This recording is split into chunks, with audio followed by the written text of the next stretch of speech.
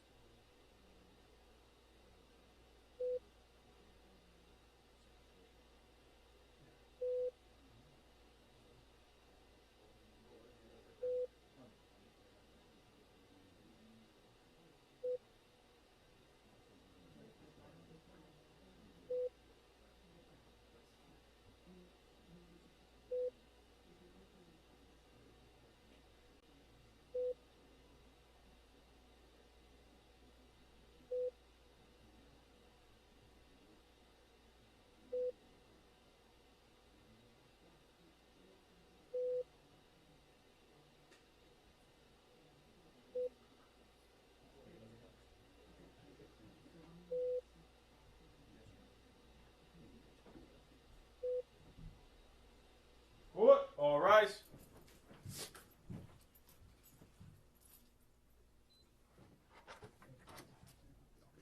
Court stands at brief recess. You may be seated.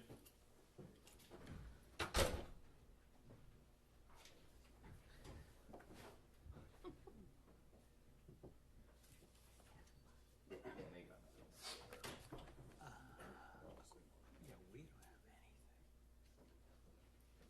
Very cool, though.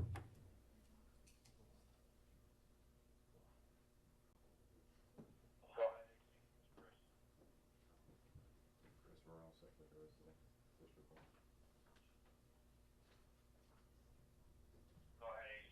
It's Chris. Chris, we're all set for yours today. District Court, we don't need minutes.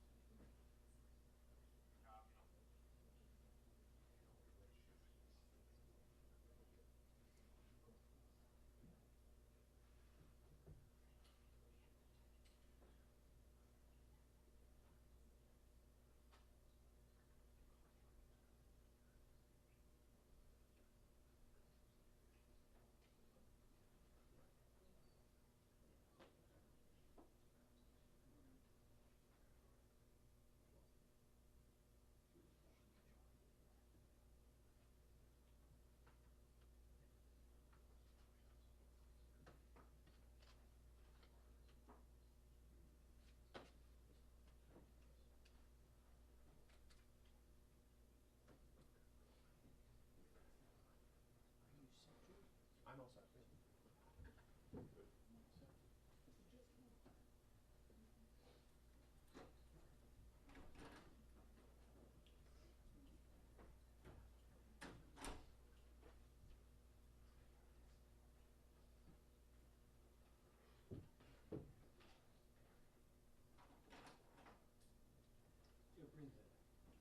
Bring the jurors.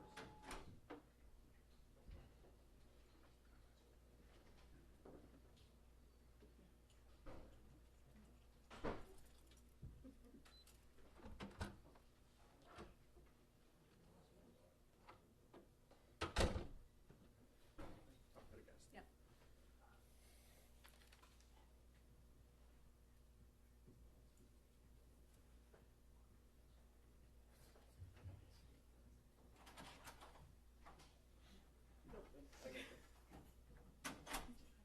Jurors enter and all rise. That's what you were just talking about.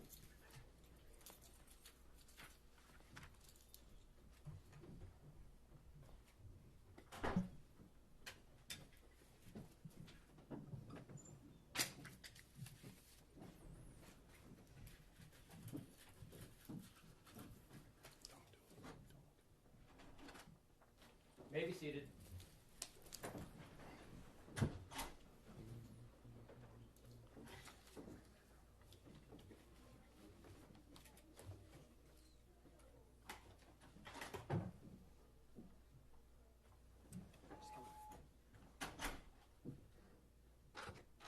Court, all rise. Hey, hey, hey. All persons having anything to do with the Honorable G. Marion Carroll, First Justice of the District Court, now sitting in Dedham, within and for the Commonwealth, draw near, give your attendance, and he shall be heard. God save the Commonwealth of Massachusetts. This honorable court is now in session. You may be seated. All right, good morning, jurors. I hope you had a good evening, and I just want to inquire and see, has any member of the jury had any difficulty following my instructions not to discuss this case with anyone, not to visit any areas that have been mentioned in connection with this matter since yesterday? I see no hands raised in that direction. About has any member of the jury read, seen, heard, or overheard anything from any source about any aspect of this case outside of this courtroom since yesterday that has affected or would affect your ability to consider this case in any way as a fair and impartial juror? No, thank you all very much. All right, with that, I think we're ready to proceed. Commonwealth, is the witness available? Yes, I believe we're in the cross. We are.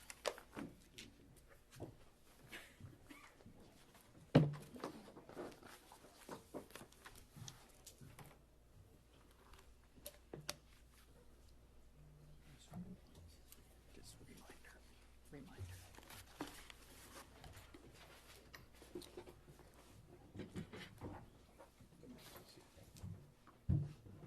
Good morning.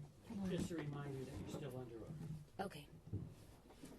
And Ms. Adams, again, as of the same as yesterday, if you could do your best to keep your voice up, that is appreciated. Yes. Thank you. May I proceed, Your Honor? Yes, thank you. Thank you. Ms. Adams, on January 1st, 2026, you sent Steph's girlfriend a text message that later appeared on TMZ's website, correct?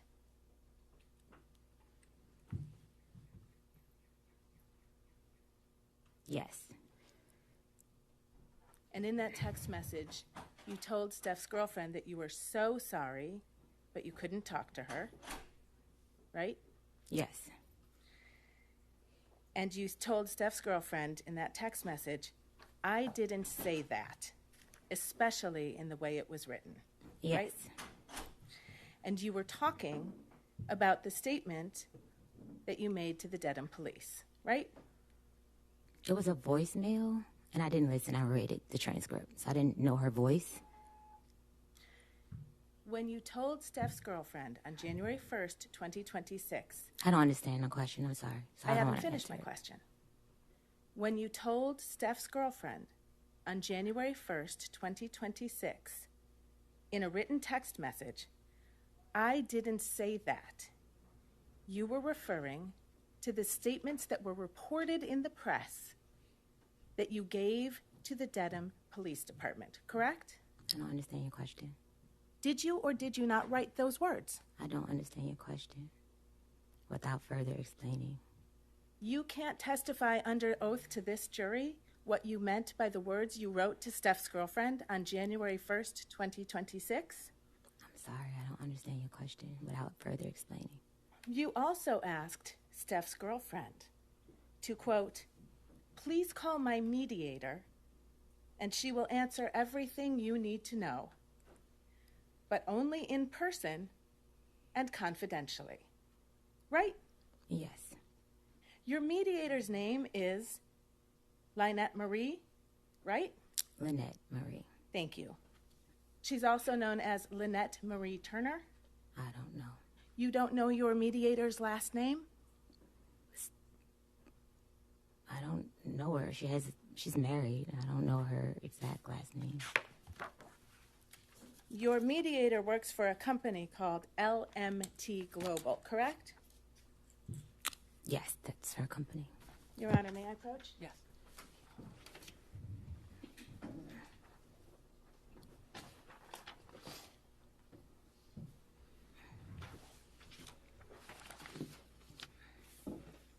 I'm showing you a corporate document from the state of Michigan.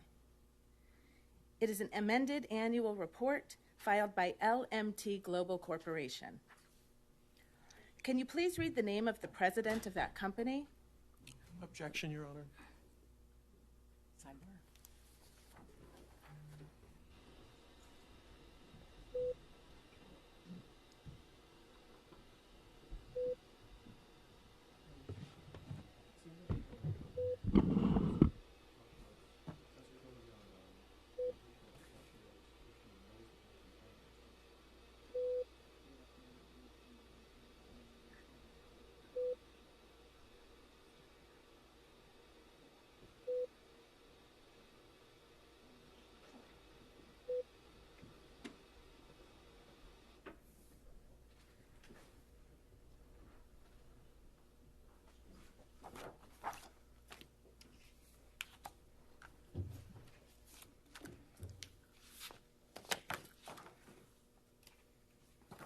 Your mediator, Lynette Marie,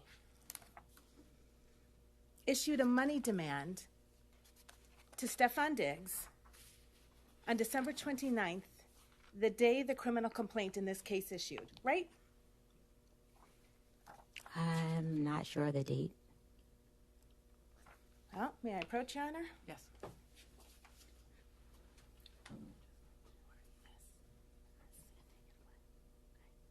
If she recognizes it. Do you recognize this email from L. Marie on December 29, 2025, to Stefon Diggs and a number of other people? No, I don't recognize it. You've never seen this money demand before. I seen the money demand after I was. That's it. I don't recognize the email. Testimony under oath is that your mediator made a money demand on December 29th for money for you from Mr. Diggs. Money The for sa- past the wages. same day the criminal complaint in this case issued, and you didn't see it? I can't answer that question. I'm sorry? I can't answer that question without explaining further. Can't answer that question under oath. Without explaining. Your mediator demanded $19,000 on that date, didn't she? For wages owed, yes.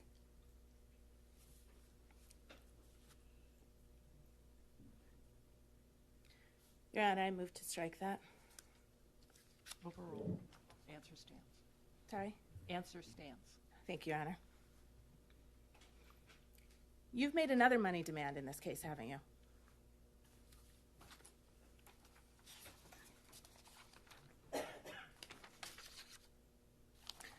Actually, before we get there, the I didn't get a 19,000. chance to answer the question. Before we get there, Are you withdrawing your yes, question, the counsel? question is withdrawn. Thank you, Your Honor. After a money demand for $19,000 was provided to Stefon Diggs, on February 13th, you issued a public statement, didn't you? Yes. And in that public statement, you said, I have never sought money to settle this matter, right? I haven't. And by the middle of April, you had hired a lawyer to represent you, right? For workers' comp. That's a yes or no question, ma'am. Yes, for workers' comp. Your Honor, may the witness be instructed to please answer the questions posed. Witness answered your question. All right.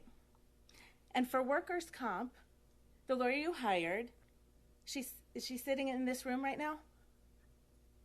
Yes. And she helped you prepare for your testimony in this case, right?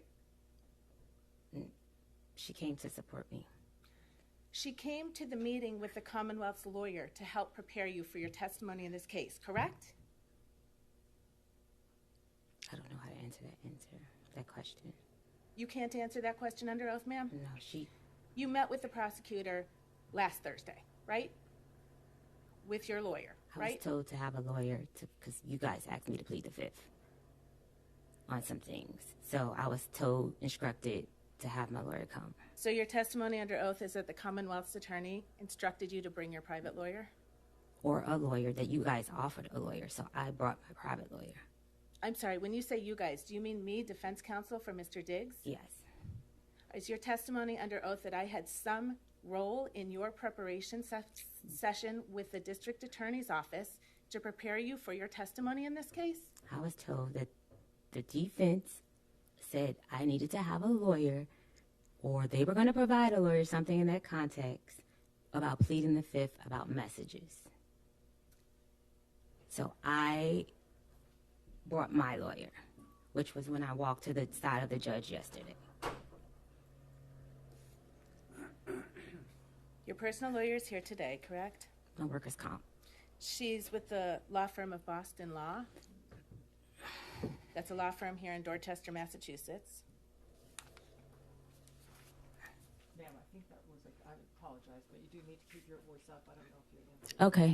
Thank you. Yes. Thank you. Tell the jury how much I think you described her as a workers' comp lawyer.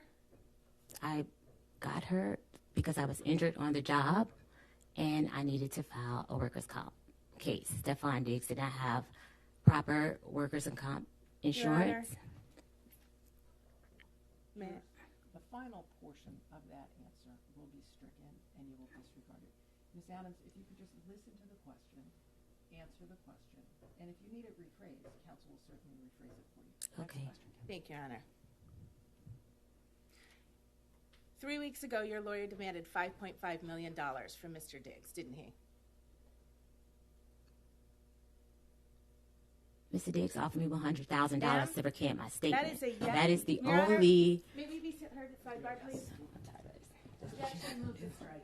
The last part of the witness's answer, the last part of the witness's response will be stricken as non-responsive. You will disregard it, and you will not consider it during your deliberations.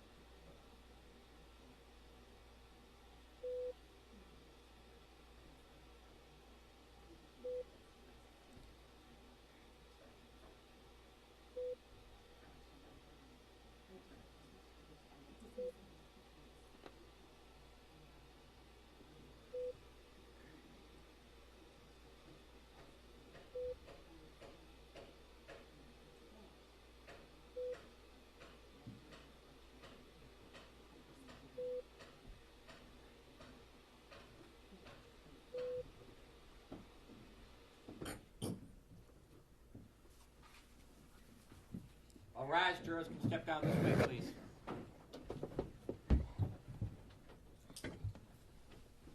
This court stands at a recess. You can step down for now. You may be seated.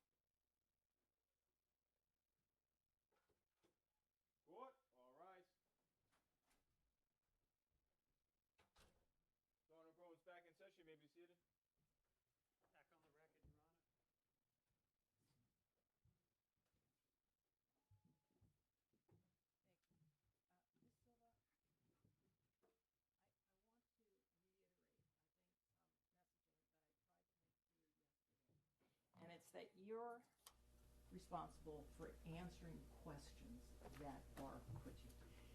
If you don't understand a question, you can say that, and I'm sure counsel will rephrase. If you can't hear a question, tell them that as well. But courtrooms function in, and especially trials, unfold in a question and answer format. This is not an opportunity for you to interject your own narrative and evade responding to questions the court deems appropriate. And if you continue to do so, your entire testimony may be stricken. Am I clear? Yes. Of the jurors.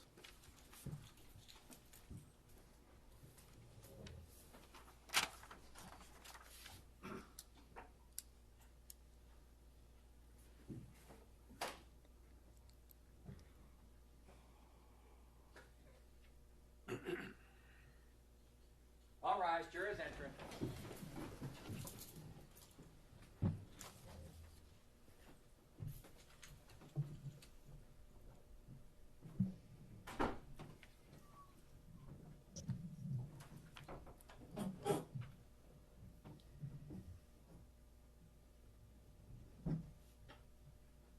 May be seated.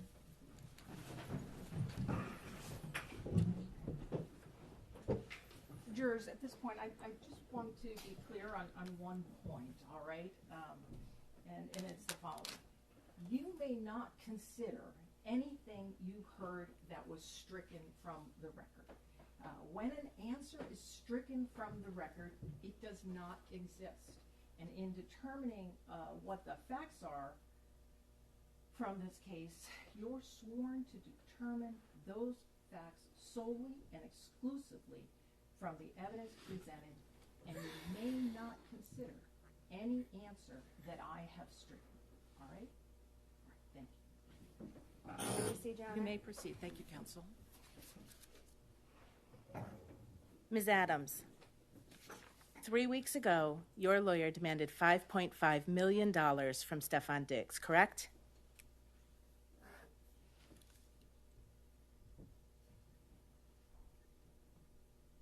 That is client lawyer privilege. I cannot speak on that. You believe that your lawyer's communications to Stefon Diggs are covered by your attorney-client privilege, ma'am? I can't answer that question. I don't know the answer to that question. You know that someone on your behalf has demanded $5.5 million from Stefon Diggs, don't you? I have a workers' comp claim, and Your Honor? I've explored all civil options. Ma'am, I don't understand. are the you question. able I'm to sorry. answer No. that question? No, I'm Counsel, not restate able the to. question, please. You know that someone on your behalf has demanded $5.5 million from Stefon Diggs. Do you know that, Miss Adams? No. I don't know. I'm sorry, I don't know how to answer the question. I don't understand. I have no further questions, Your Honor. Thank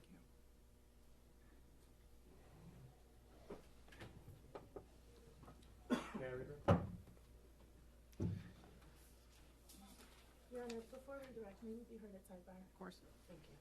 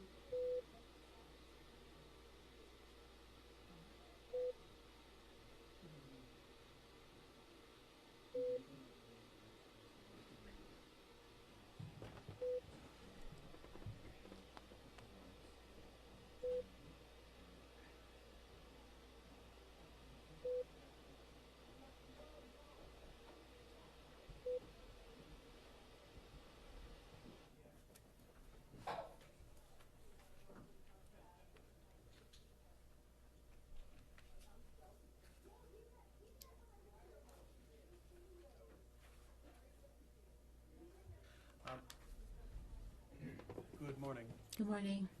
Yesterday, defense counsel showed you a form about that you filled out to the police, Yes. and they made a point that you're the hand but not the forearm and elbow. May I approach?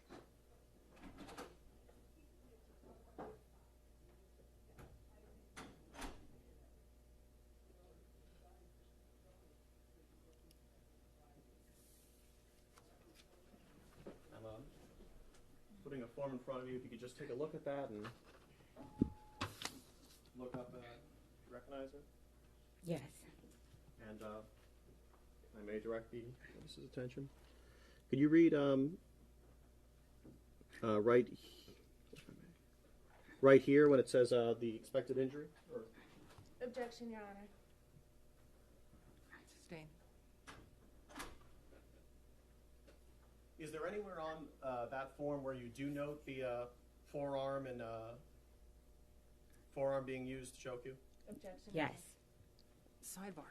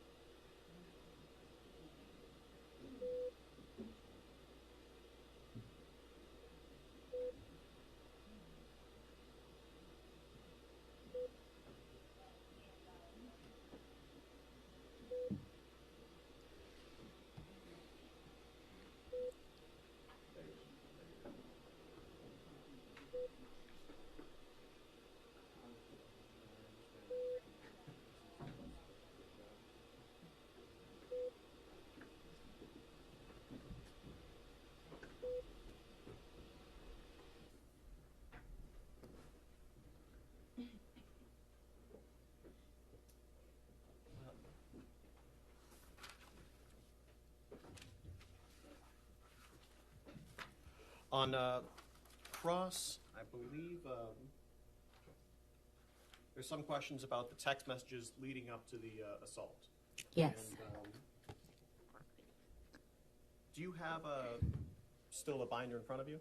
Yes. Do you mind opening to section 3 and to the pages ending in 114?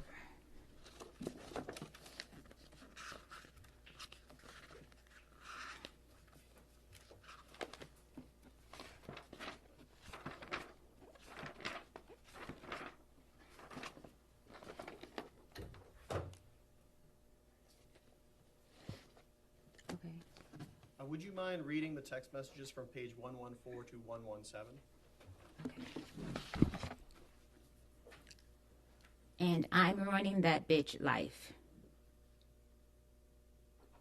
The next text message doesn't say anything. I won't be paying you shit. And would you mind just saying who's saying it? Okay, I said the first. And running that bitch life is what I said. Mr. Diggs said, I won't be paying you shit. Fuck, I look like paying you and paying another chef. Is you high, bitch? Who the fuck give you money for your business? Who the fuck gotta give you money for your business? I don't gotta do a motherfucking thing. And you can get whoever you want. You got my address. Tell them to come take the money then. Fuck you talking about. I said bet. Pussy. I said pussy. Show me I'm pussy. Will do. That's all. That's it. In your experience as a personal chef, is it common practice that when chefs get sent away, they get paid for the week that they get sent away? Yes. Objection. Your Because Honor. that's the only job I have. And I know on cross it came out that you made a public statement where you said, I have never sought money to settle this case. When you said this case, was that referring to the criminal case? Or? Yes. Thank you. No further questions. Very briefly, Your Honor, if I may. Go ahead. That series of text messages that you just read, that was in response to you saying after you were fired by Mr. Diggs, you will be paying me out for the season and the money, I'm sorry, and this is on page 113 of Exhibit 3. You will be paying me out for the season and the money you said you would give me for my business. Wasted my fucking time being here because you got a fucking circus going on, right? Yes. So when he said he wouldn't be paying you, he was referring to your demand that after you leave your employment on December 2nd, he nonetheless continued to pay you $2,000 a week for the rest of the New England Patriots football season while you were not working for him, right? That's not how it goes. You will be paying me out for the season, right? I was a contracted employee. It's a yes or no question, ma'am. I don't know how to answer that question.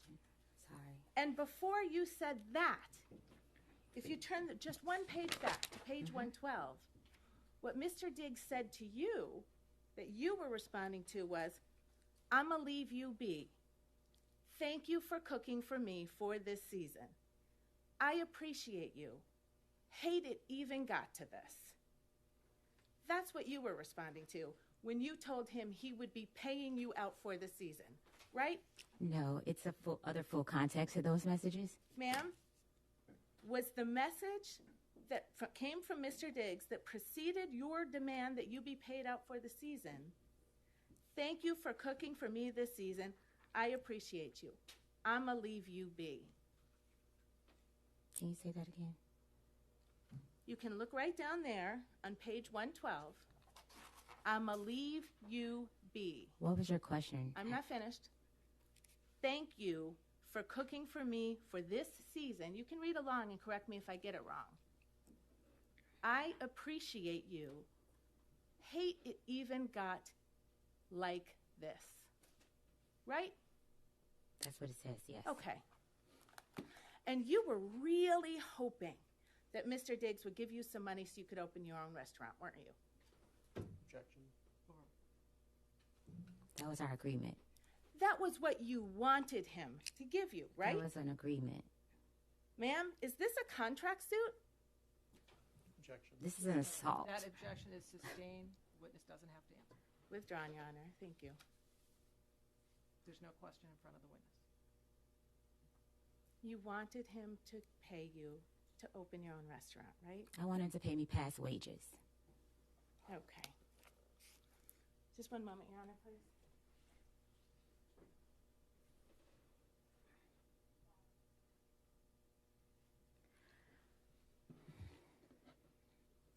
No further questions, Your Honor. Thank you. Anything else? No redirect, Your Honor. All right. Thank you, ma'am. You may step down. Commonwealth calls Kenneth Ellis of the Dedham Police.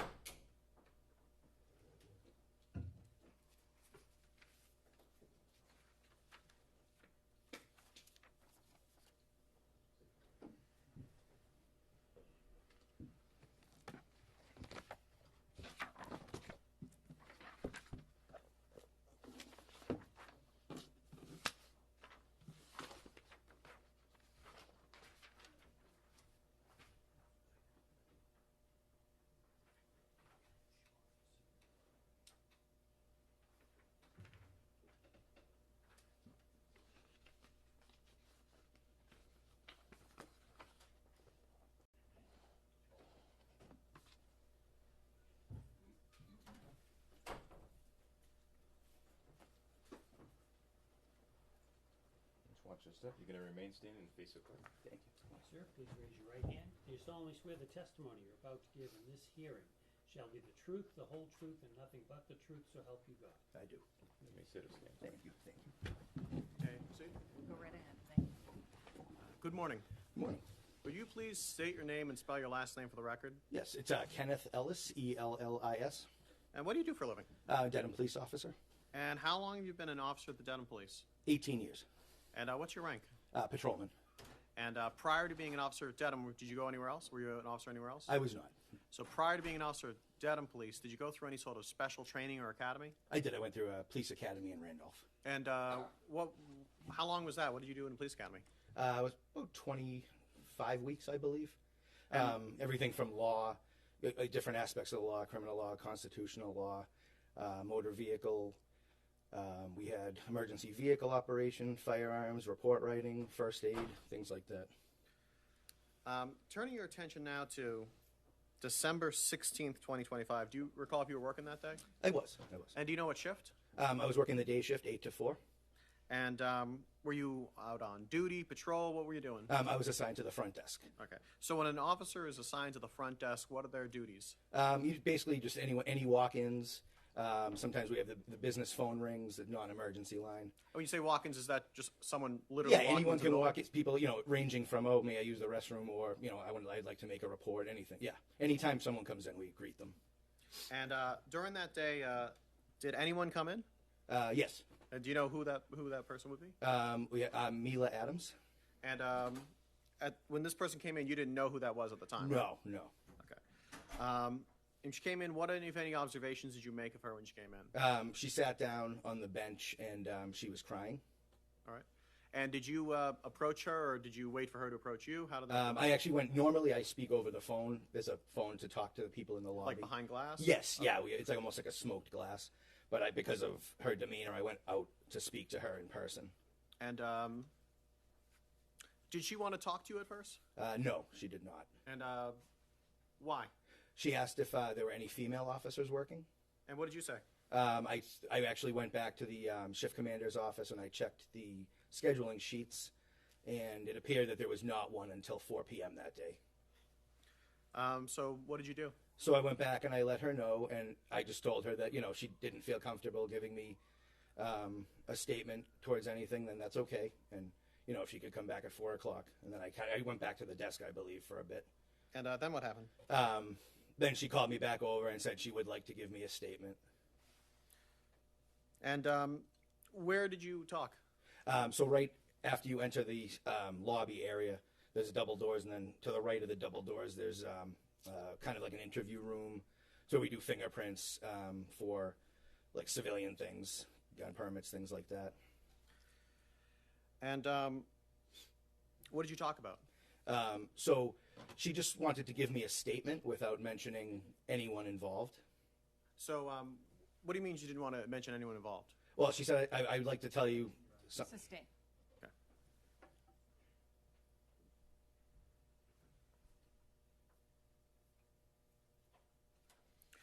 But eventually, did you come to learn the identity of the person that she was talking there Yes, about? And I did. who was that person? She identified him as Stefon Diggs. And how many times did you talk to Miss Adams? Just that time in person, and then I believe there was multiple emails, and then it was probably 2 more times on the phone, maybe 3. I want to draw your attention to the binder in front of you. Sure. Do you mind looking at that first, flip the page to that first one, that first tab? There's something in front of you. This is what was previously marked as Exhibit 1. Do you recognize what this is? Yes, that was. Those were screenshots of text messages that she forwarded me. So those are the messages that she provided you, right? Yes. Yep. That one page, yes. At the conclusion of all your communications with her, what did you do? So that day, you mean, or just at the, I guess, end of? Would you call this an investigation? I don't know enough the police term. Yeah. So like once Incident? I don't know. at the end of it, which was about 10 days or so, maybe 8, 9, 10 days from the time that she originally reported it, I ended up filing a criminal complaint. Against whom? Mr. Diggs. And for what? Was assault and assault and battery, and strangulation or suffocation. All right. No further questions. Good morning. Good morning, sir.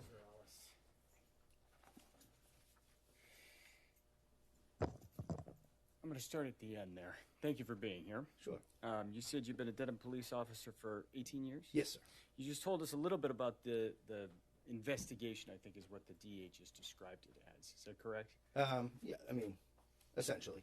Yeah, and so that involved what you just said. You took a statement from Miss Adams, you exchanged emails, you got a couple phone calls from her, and then you got a voicemail from her asking you to go to court, correct? Yes, correct. Okay. And then that's what you did. I did contact a phone number of Mr. Diggs twice, left voicemails, and was not able to speak to him. That phone number, you don't know that that's his, correct? You didn't speak to anybody. One of them I did use the TLO service to confirm his name. It was a 240 exchange. So I just want to be sure here, Officer Ellis. You called the phone number, correct? Yes. You didn't speak to anybody? No, I did not. You spoke on the phone to Miss Adams, correct? You spoke in person with Miss Adams on the 16th, right? I believe it was the 16th, yes. Right. You didn't speak to any other people, correct? That's No. the only human being you spoke to. No, there was another attorney I spoke to, but I don't believe from your firm. Okay, so some other attorney. Yes. All right.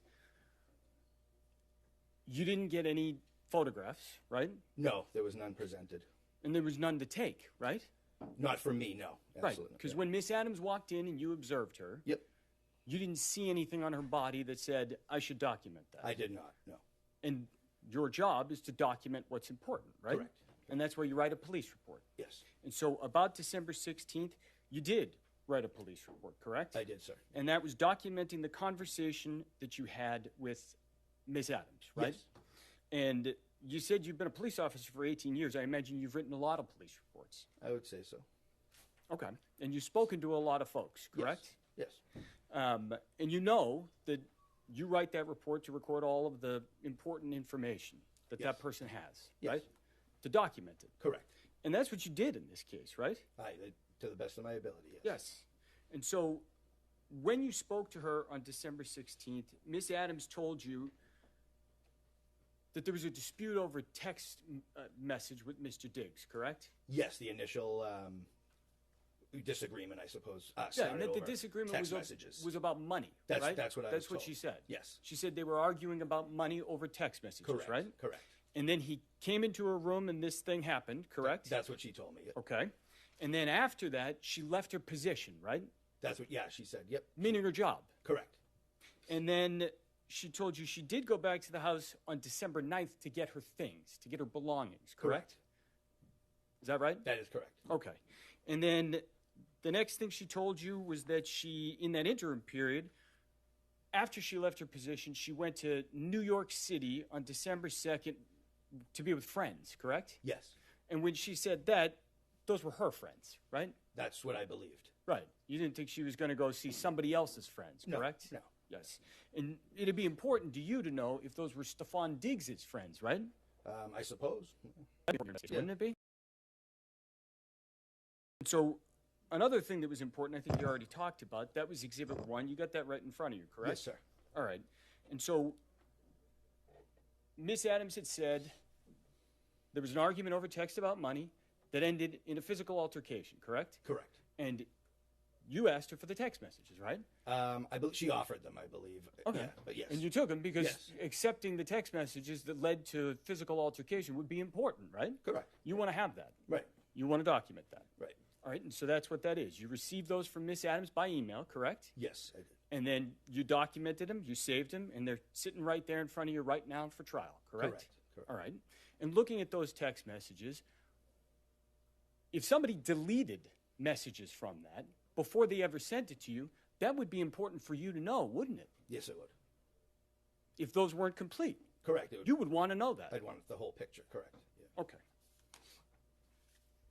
If I may have one moment, Your Honor.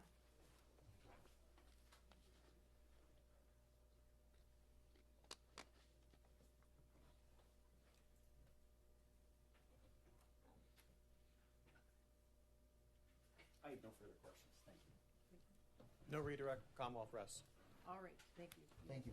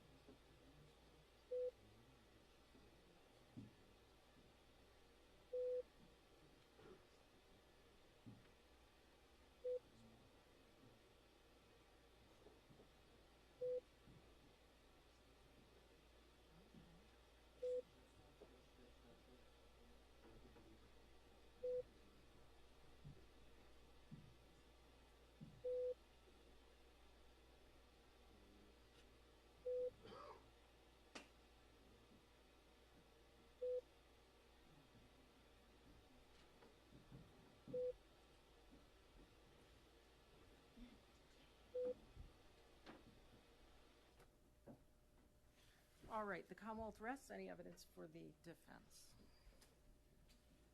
Defense calls Michael Perry.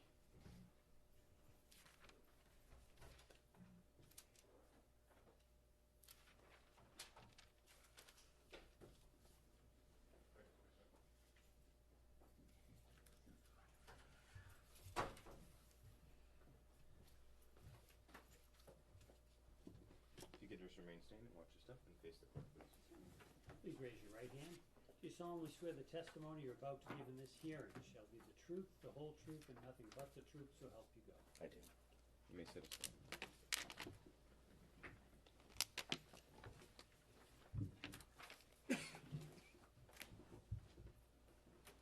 I may proceed, Your Honor. Morning, sir. Good morning. Could you please state your name for the record and spell your last name for the jury? Yes, my name is Michael Perry, last name Perry.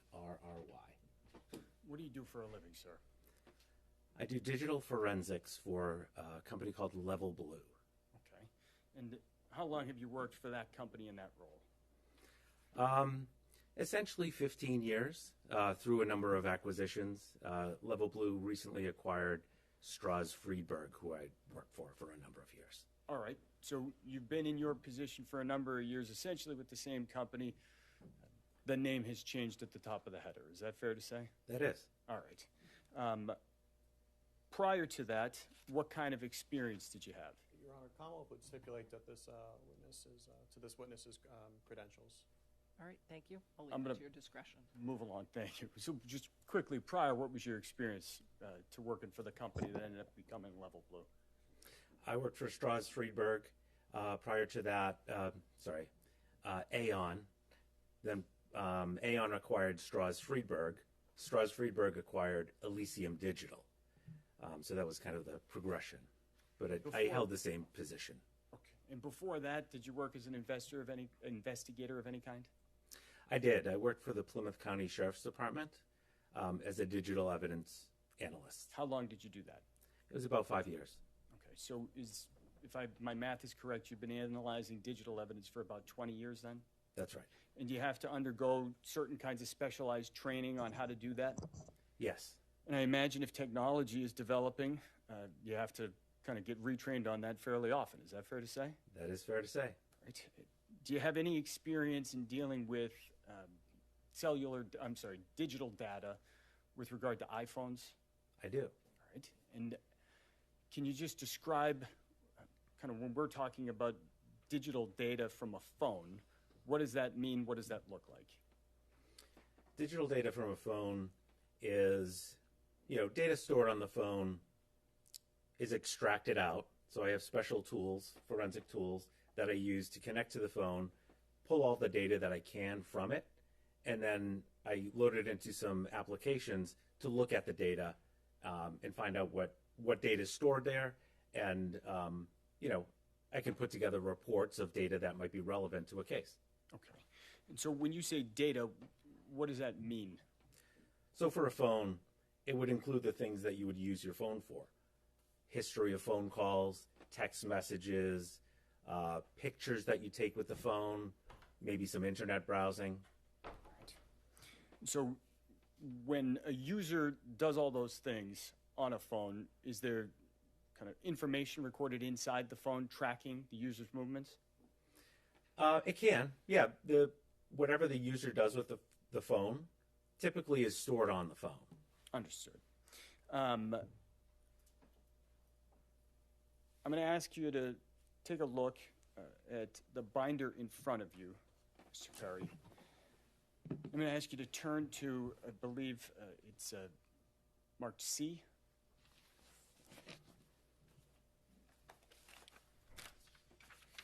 Okay. You see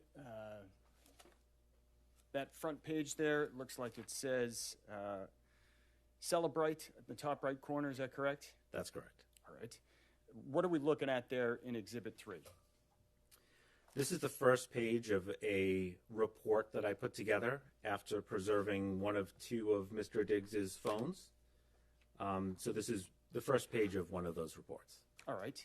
And so the report you're talking about, fair to say that's a number of pages there in Exhibit 3, correct? It is. Right, and that contains data from the phone that you just mentioned from December 2nd. Is that fair to say? That's correct. I'm going to ask that you turn the page in Exhibit 3 to, there's a little number on the bottom right corner that says 113 on the right. It ends 113, I should say.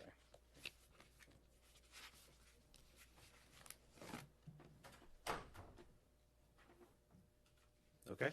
All right, so I want to kind of direct your attention here to the two messages in the middle of the page. The first begins, you will be paying me out for the season and the money you said you would give me for my business, and continues. Do you see that kind of blue bubble that we're looking at there? I do. All right. What are we seeing on the page here of the report when you see the blue bubble on the left and the green bubble on the right? So this is an exchange of messages from the two parties.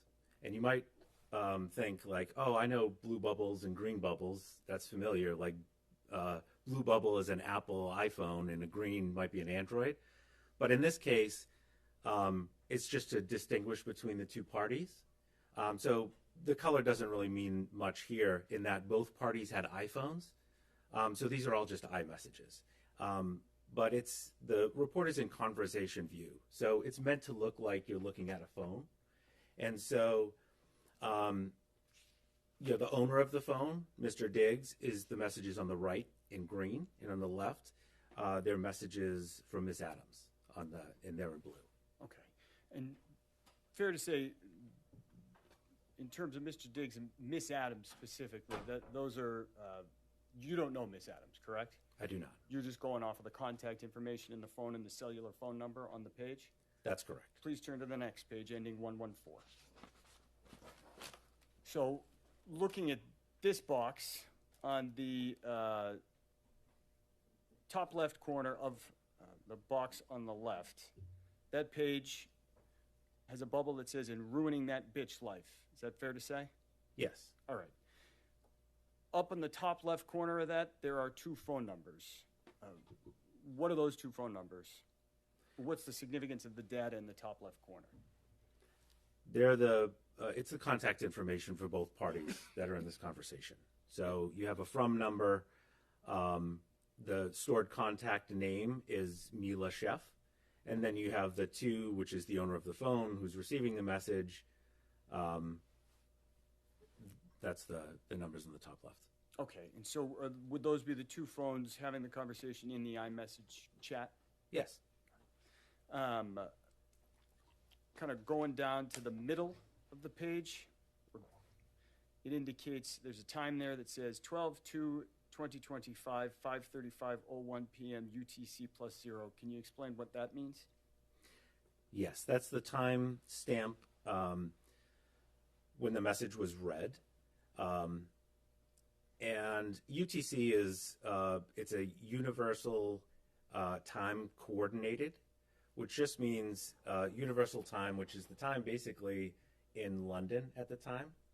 And it's kind of like a standard to base timestamps off of, where at the time of this message in December of 2025, we're not in daylight savings time, so our time zone is -5. So Eastern is -5 from that UTC time. All right, so the UTC +0, you would need to subtract 5 to get to Eastern Standard? That's correct. All right, and so looking down at the bottom here of that same message, in the bottom right corner, it says 12/2/2025, 5:34, 43 seconds p.m. UTC +0. What's that? That's the time the message was delivered to the phone. And when you say the phone, that would be the user's phone? That would be the user's phone, Mr. Diggs' phone in this case. And again, the same calculation would apply. Is that fair to say? Yes. So that message was delivered to Mr. Diggs' phone at 12:34 p.m. Eastern Standard Time? That's correct. Looking at this box, corner, the bottom right corner we just talked about, you said that's when it was delivered to the phone, the user's phone. Is there any way any other way, I should say, for one of these blue boxes, one of these messages to appear in an iMessage chat? No, I mean, it's just sent from the user that's part of the conversation that we see here. Okay. And so the user in the right on the green, is there any way that that person could create a message on the other side of the conversation? No, a user is not able to insert a message into a conversation just on one side of, in their own phone. So a user could insert messages into iMessage on their own side of the conversation, but not on the side of the person they're talking to. They can only send the message. They can't go into a conversation and just put a message in there. It has to be sent in that two-way communication. Conversely, if the user of an iPhone wanted to erase messages on their side of the iMessage chat, would that be possible? Yes. If, just directing your attention to the bottom right of page 114, there's a green box on the right. That's a message Mr. Diggs sent. Is that fair to say? Yes. Okay. If that message were deleted, would you be able to tell from the data that was extracted? Possibly. Okay. And the reason why is that on an iPhone, if you delete a message, it actually gets retained for 30 days. So if you have an iPhone, you can go back and recover that message. Maybe if you deleted it by accident or something, you can recover it within 30 days. After 30 days, it's not recoverable. All right. And so you could see the data for 30 days if a user deleted it, if you extracted their phone, correct? Within that 30 days. All right. How about if they deleted it and you just looked at the screen? If they deleted it and you looked at the screen, no, you'd have to go to the menu and look at recently deleted. Understood. If I may have one moment, Your Honor. Yes.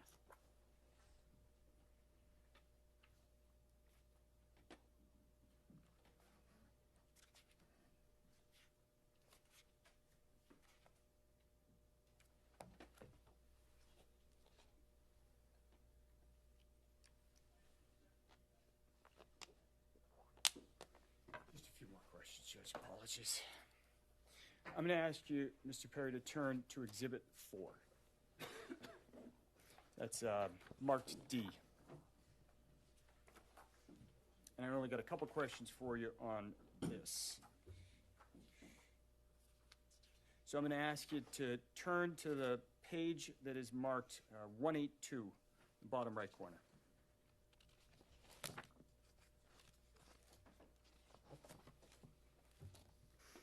Okay.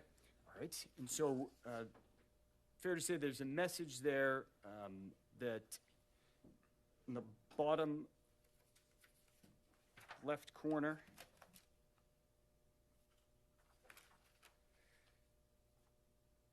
says, reacted to, all good. You know, I try not to make things bigger than what they are. You got your own life and things you deal with. Is that fair to say? Yes. Okay. So going to the time in the bottom right corner of that message, it says 12/11/2025, 8:37, 21 seconds a.m. UTC -5. Can you explain what that means time-wise? Yes. So this is UTC -5, which means it's Eastern time because it's in December, so it's Eastern time zone. And what that means is, for this report, after I preserved the phone, I loaded it into the application, my forensic application, and it parses the data that I extracted from the phone, and it recognizes that it looks like this phone is in Eastern time zone. Would you like me to translate the timestamps into that? And for this one, I hit yes, and so it's giving us a timestamp that's translated to Eastern time where the phone was used. The other report, I must have hit no for that, and it was just UTC. Okay. And so Exhibit 3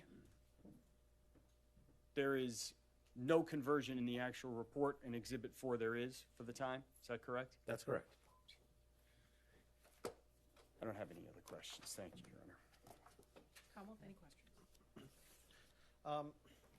Good morning. Good morning. For the Exhibit 3, this extraction, when did you perform this extraction? This extraction was April 13th, I believe it was. And Exhibit 4, when did you perform that extraction? I believe that was the next day. So is that, these text messages were sent in December? December of 2025. So the extraction report you did in April was beyond the 30 days, right? That's correct. So if someone had deleted messages from this, you wouldn't be able to tell? Not from looking at this phone, no. All right. Nothing further. Anything further? No. Thank you, sir. You may step down. Thank you, Your Honor.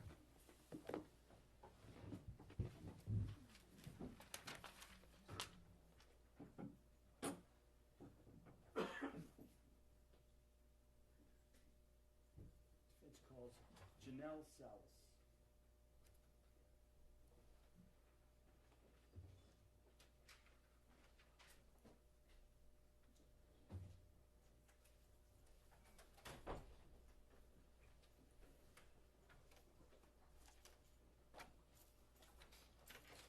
Watch your step. You're going to remain standing and face it. Please raise your right hand. Do you solemnly swear the testimony you're about to give in this hearing shall be the truth, the whole truth, and nothing but the truth, so help you God? Yes, I do. You may sit or stand, whatever you feel comfortable.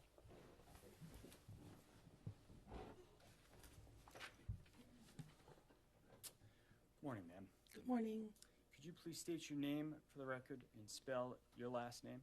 Janelle Salas, S-A-L-E-S.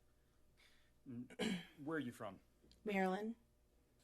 What do you do for a living, Miss Salas? I am the Chief of Staff to Mr. Diggs. When you say Mr. Diggs, is that Stefon Diggs? Correct. How long have you been Mr. Diggs' Chief of Staff? Since July 2023. What are your responsibilities? What do you do day to day as his Chief of Staff? I manage all the moving parts. It also varies between during the season or off season. Calendar management, vendor management, and I'm pretty much the liaison between his marketing and talent agency. If I need to speak to finance, anything that comes up with his agent, anything personal, family related. Sounds like quite a bit there. Okay. You said it varies by whether it's in the off season or the season. What does that mean? So during the season, the calendar is pretty much structured for about 20 weeks, depending how long it goes, from camp all the way until the end of the season. So there's a strict schedule day to day, pretty much from 7 to 6 p.m. And then off season, it varies between training, traveling, and other business commitments. Okay.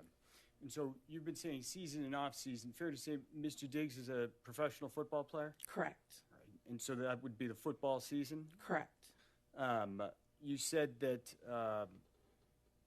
in the off season, in the regular season, there is kind of schedules that you have to liaise with the team on, correct? Correct. Right. In the off season, it's more a schedule that you and Mr. Diggs can set then? Correct. When is the football season? What time of year? Preseason, I would say July. So that's when we start preparing for camp. And then it starts, the actual NFL preseason is August. And then the official NFL season begins in September. Okay. And when does it end? If you go all the way through, January and February. All right. So December is during the season. NFL season? Regular season. Regular season. Mm-hmm. Among the things I think you just mentioned that you have to kind of arrange is living arrangements, places to live. Correct. All right. And have you lived in different places? Or have Correct. you helped kind of secure housing over different places? Yes. And where's that been the last few years? When I first started with him, it was between Buffalo, Houston, Miami, and then as of the past season, Dedham, Massachusetts. All right. How did that house in Dedham, Massachusetts come to be the place where Mr. Diggs lived? I got connected with a realtor through a mutual business associate, and he found this open home for rent because the goal is to rent a home. And so they found this space, and we looked at it. We did the walkthrough, and it was pretty much the only one that was really available in the area because it was super limited, and it fit the needs. Let me just stop you there. I'm sorry. Okay. So, you were involved essentially in setting up that house? Correct. All right. I want to talk to you for a moment as well about other employees, contractors, those types of things. Okay. Are you involved at all in hiring or kind of arranging different services? Yes.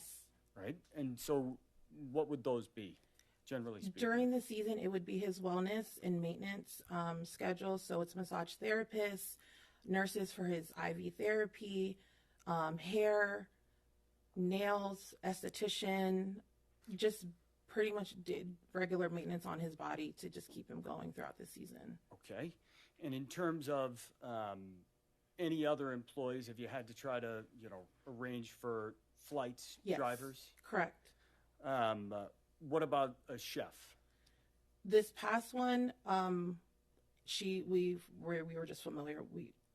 He was friends with her. All right. Let me go back before. Have you hired chefs before Correct. in the past? Yes, I have. All right. Yes. In terms of just kind of the process of hiring drivers, chefs, masseuses, anybody else, is there a normal process for engaging someone for their services? We vet them out. I typically have, I ask someone that was already a trusted resource, and I vet them out through them. We get paperwork. We come to agreements to terms. Sometimes they have a contract. Sometimes they don't. Sometimes they have an NDA. Sometimes they don't. It really is dependent on the relationship. And also, especially if they're new, they get the full-on package, basically. NDA. All the paperwork you just W-9, described. correct. Okay. So you mentioned you didn't have paperwork for the most recent chef. Is that fair to say? Correct. And what's that person's name? Mila Do you know Mila's last name? Adams. All right. When did Mila Adams start working as the chef? July of 2025.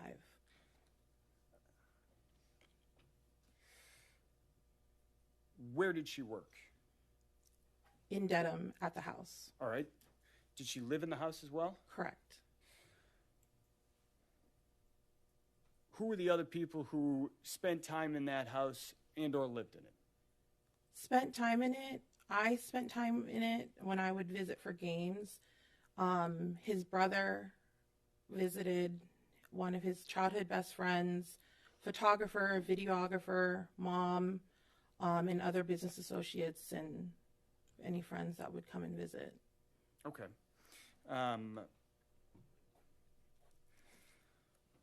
Were there kind of permanent or assigned bedrooms in that house? There was a general understanding of whose room, who stayed in which room, and pretty much if you got there, it's like first come, first serve. So there was only just 2 assigned rooms. All right. Did Mr. Diggs have an assigned room? Correct, he did. And where was that house? It was the main primary bedroom. When you walk upstairs, there's the first immediate bedroom. There's a landing and a laundry room, and it's the first immediate bedroom to your right. All right. You just walked us in the house there for a moment. Could you just describe what the layout of the downstairs looks like? So generally, there's a big grand foyer. When you walk into the house from the front door, there's a formal living room. To the right, there is a office to the left. When you walk up, it's about 2 steps, and you go up, there's a formal dining room on the right. And then you walk up, it's an open concept, so it's an open living room and an open kitchen to the front of you. To the left of that is the stairs going upstairs to the 4 bedrooms. And then there's a stairs that go downstairs, right underneath the stairs that go up to 2 bedrooms in the basement. Did Miss Adams have a room in that house? She did. Where was that? So when you walk upstairs to the landing part to the third floor, you walk up the second flight of stairs, which is about 4 or 5 steps. There's a bedroom to the right, and then there's 2 bedrooms to the left. She lived. Her room was the last bedroom all the way down the hallway on the left side.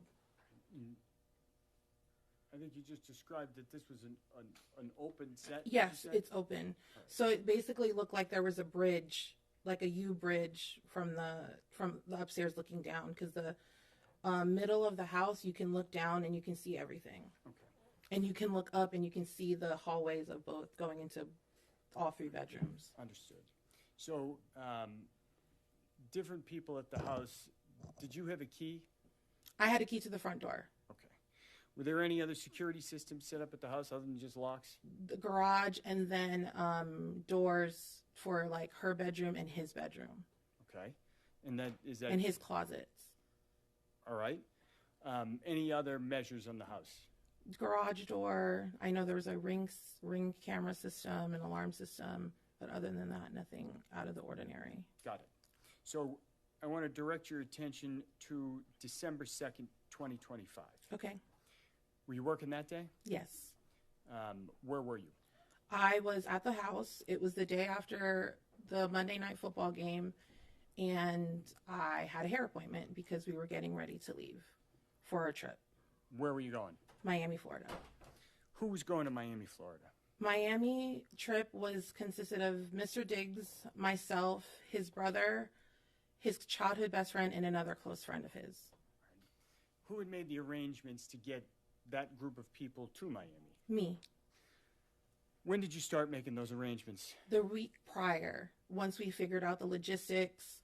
I typically try to do things a few days prior just because of the requirements that some of the travel vendors need from us, and because it's such a busy week. So I try to book as soon as possible. All right. What was going on in Miami? He had Art Basel, which is a art festival, art fair, and he was showcasing he was debuting his furniture line. Right, so Mr. Diggs has a furniture line? Correct.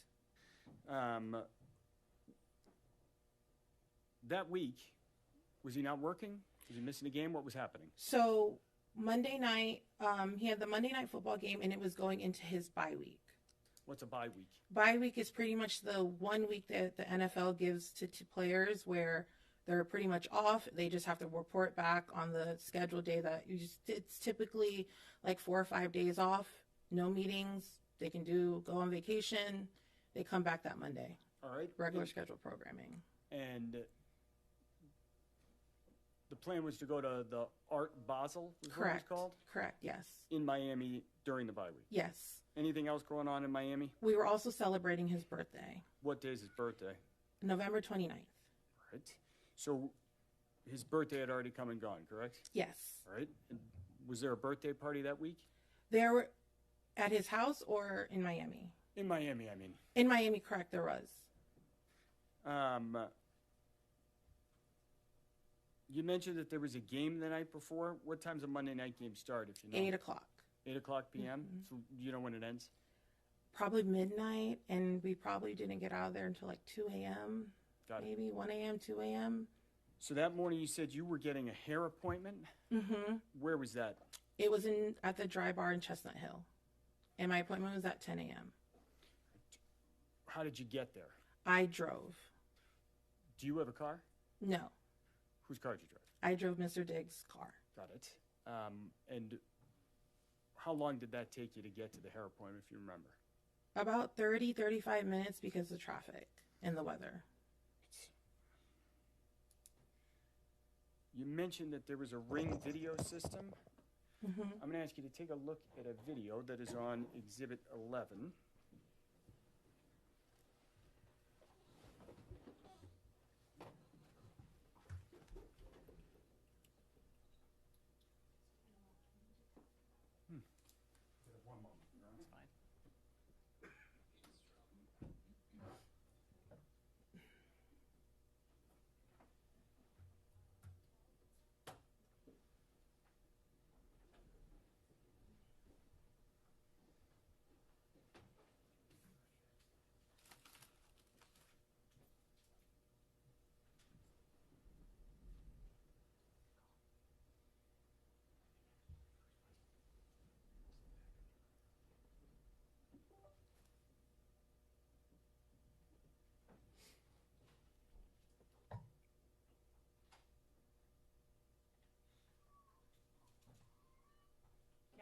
need a minute? Because I can take the morning recess now if that's helpful.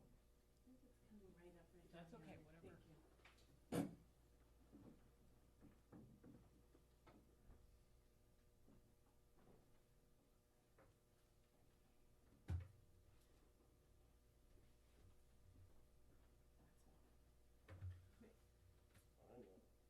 All right, let's do this.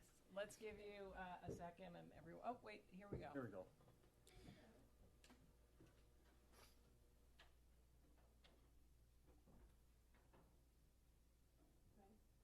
Yes, if we could play that.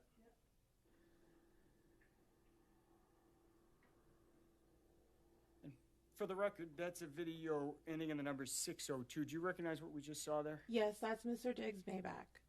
Okay. And what's happening that He left for work. Where were you? I was in the car, probably waiting to leave and warming up the car to go. Okay. And you weren't in that car that we just saw drive out, I was correct? in his Porsche. I'm happy to continue, Judge, but we have a while further, so it might make No, sense. that's fine. Why don't we take, jurors, why don't we take the morning recess? I think there should even be some coffee back there for you for a moment, all right? All right. All rise, jurors can step down this way, please. Thank you.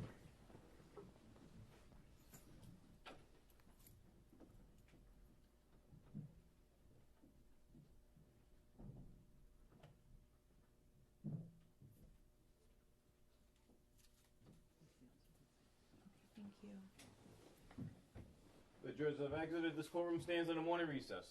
Please wait in the hallway. Thank you.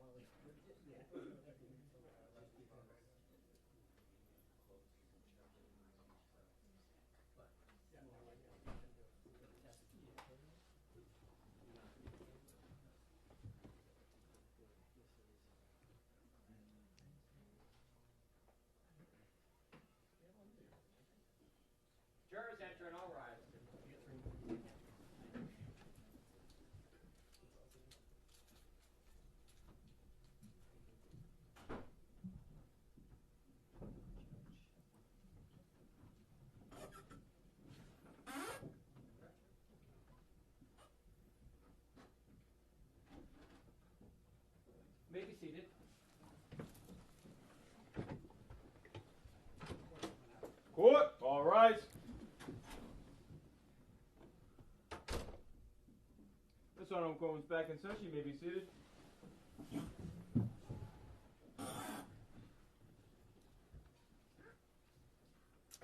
I may resume, Your Honor? Yes. Thank you.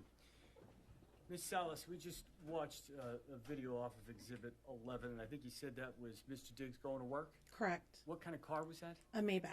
Okay. You said you were in a Porsche warming the car up? Correct. I'm going to ask you to, first I'm going to ask Ms. Silva to play a video there ending in 610. I'm going to ask you to watch that, Ms. Salas.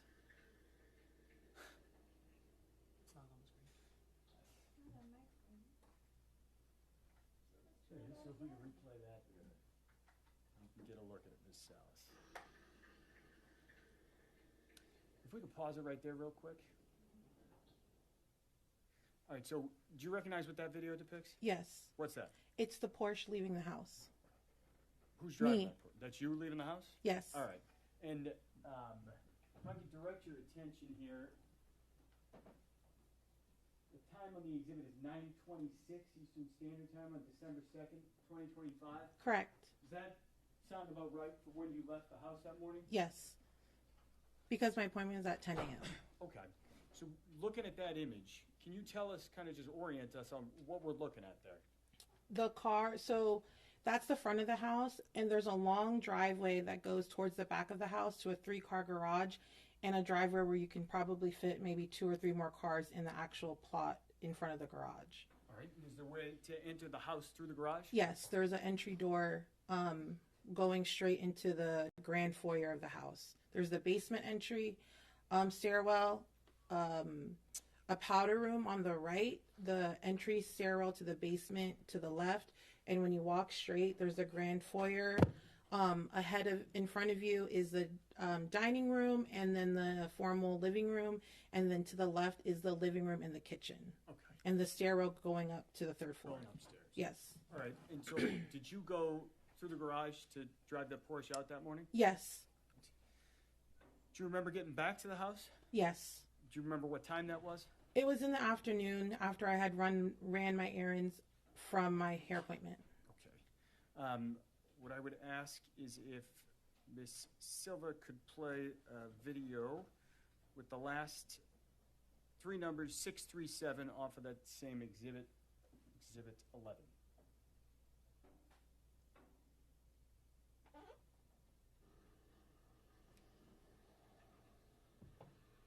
If we could maybe replay that one more time, it's only about 3 seconds. All right, so do you recognize what that depicts? Yes, it's the car returning home. And is that you driving the car? Yes. All right. And the timestamp on that indicates it's 12:59:59 Eastern Standard Time. So it's just about 1 p.m. Is that consistent with your recollection of when you got home? Yes. What were you doing that day after you got your hair done? I was coordinating our travels because I was getting updates from the airport regarding the change of airports, change of planes, and trying to just get everybody together to be ready to leave by the end of the night. So you were working? Correct. And was there an area where you worked in the house? In the kitchen, in the small little dining table, like in between the kitchen and the living room. Okay. I'm going to ask Ms. Silva to play one more video for us. That's going to be 183725 on Exhibit 11.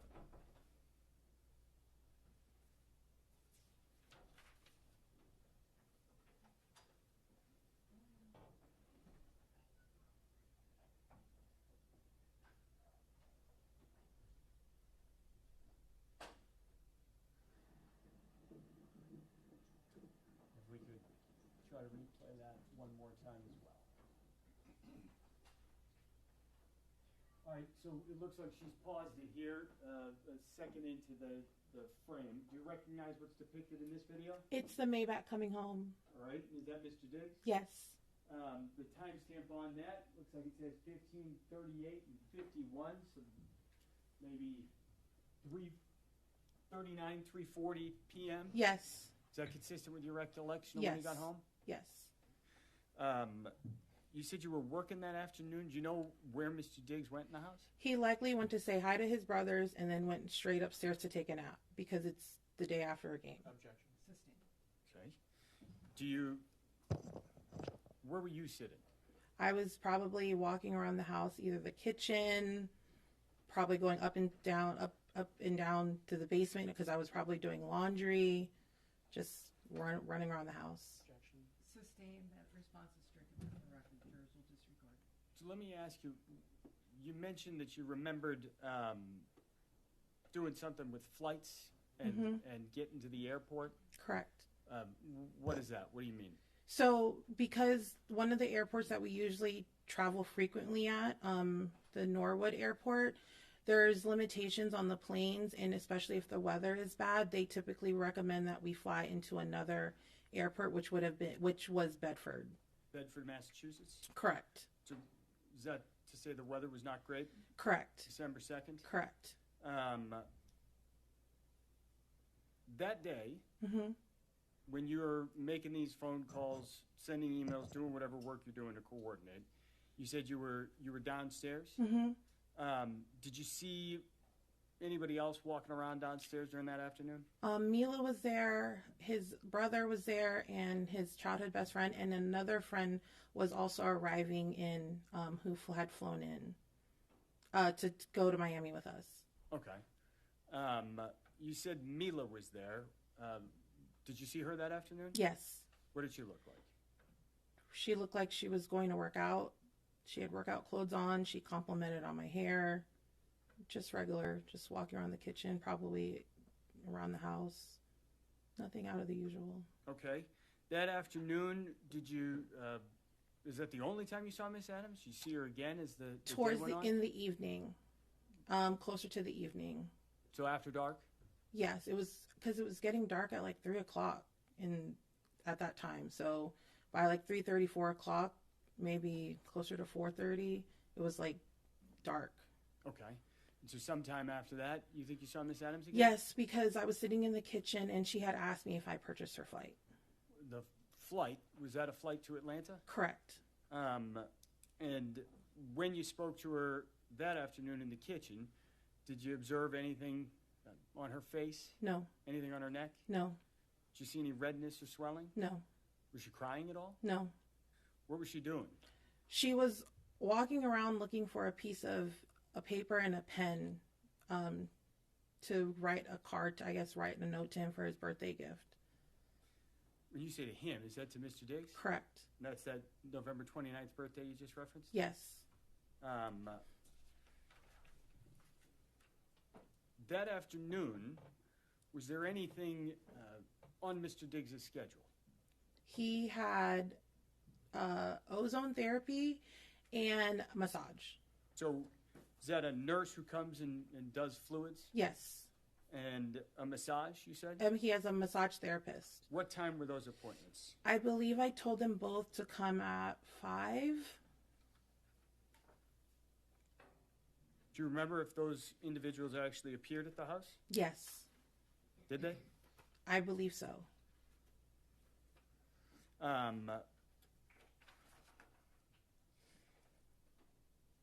That afternoon, you said you purchased a flight for Mila Adams to Atlanta? Yes.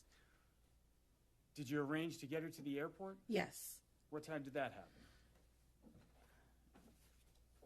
Probably in the 7 o'clock hour because you have to be there an hour before checking in your bag, and it took about 45 minutes to get to the airport, so probably between 7 to 7:30. You think about 7:30? Yeah. And so, did she leave the house around 7:30? She should have left around before 7:30 to get to the airport on time if she was checking in a bag. And you saw her prior to that, yes. Correct? Yes. So is it the encounter you had in the kitchen? Yes. With the pen and the card, I think you mentioned? Yeah, she was running to go to his room to put it on, I guess, his gifts that she was giving him. Did you end up speaking to Mr. Diggs later that evening? Yes. And did you see any of the card or the presents that you Yes, there were 2 boxes on his bed from Chanel. One he had opened up and he put on after his massage, and we were getting ready to leave. I told him, we got to pack, we got to go, we got to make this flight. He put the beanie on. There was another box that was unopened, and then there was a green Post-it with whatever note she had on it telling for his birthday.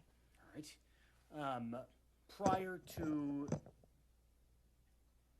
speaking of Mr. Diggs, prior to arranging for Yes. Miss Adams' Uber, did you hear anything that afternoon? No, Any screams? no, Slam doors? no, Anything out of the ordinary? no. Do you know if Miss Adams cooked dinner that night? It was like a hot dog. It was like and there was like mustard on it, but it was like left on the counter and it was like dried up. And then in the room, it was like dried up. So there was like 2 that were made. Let me back you up on that. Do you know if she did cook dinner that night? She did. Where did she do that? In the kitchen. And what time did you see that? I just remember the food being like prepared Okay. already. And you mentioned it was a hot dog or something like Yeah, that? it was like a hot dog, or like, you know, like Auntie Anne's when they have like the pretzel dogs. It kind of looked like that, but it just looked dried up. Okay.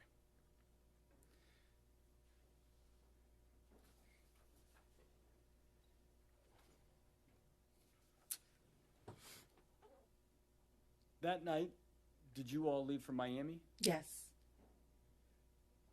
If I may have one moment.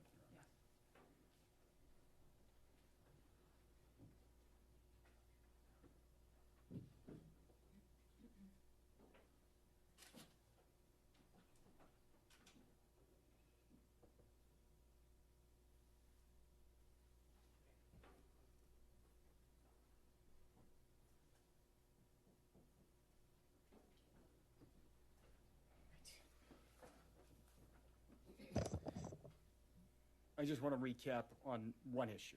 Okay. I think you said Miss Adams complimented your hair. Did she tell you anything else? No.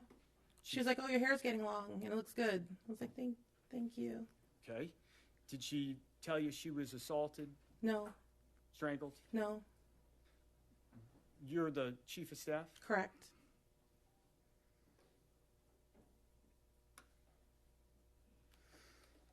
I have no further questions. Thank you. Good morning. And it's is it Sunny? Yes, that's my nickname. And that's is that SUNNYNIE? Is it? SUNNY and then SUNNI. Okay, so both ways. Right? Yes. Okay. So, right now you are the chief of staff. Is that right? Correct. And how long have you been Mr. Diggs' chief of staff? Since July 2023. And prior to that, what was your position? I manage his household, but it was part-time. Where? In Maryland. And how long did you do that? September 2022 up until July 2023. And prior to working for Mr. Diggs, what did you do? I have been an independent consultant. I have been a project manager, event producer, and I consulted for companies for almost at that time, since 2017. And right now, how much do you get paid by Mr. Diggs? I would say between 90 to 100,000 a year. And when you were, what was the term of the previous job? The house manager? Yes. Oh, how much did you get paid when you did that? I was on retainer for $5,000 a month. And you mentioned you went to Art Basel? Correct. And how long was that? That was we got there Tuesday evening up until the events were all the way through the weekend that Sunday. And what kind of events were there? There was the showcase of his furniture line, his birthday party, just, showcasing his new furniture line.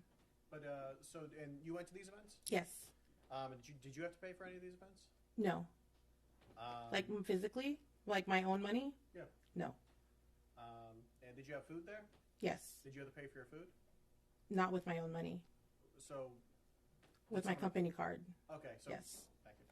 You mentioned driving one of his cars. What car was that? It was his Porsche. Is it a nice car? Yes.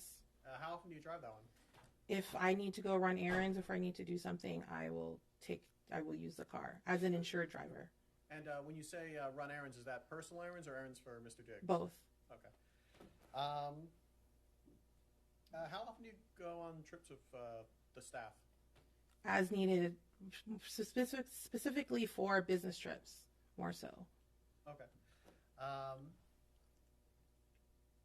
On December 2nd, you were at least at some point in the house, right? Correct. And you saw Ms. Adams? Yes. So she was there in the house? Yes. And you saw Mr. Diggs? Yes. So he was there in the house? Yes. Did you, was there any time that day where were you following Mr. Diggs the whole time? No.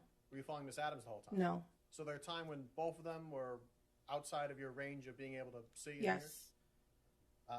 Have you been to Ms. Adams' room before? Not all the way inside, but I knew which room she was in. So you had not been inside that room before? Not when she occupied it, but when we did the walkthrough, I was. Okay, so when you were first looking at the house? Yes. But that day you were not in that room? No. Okay, so whatever could have happened in that room, you were unaware of anything that could have happened in that room? Correct. Your Honor. Sustained in that form.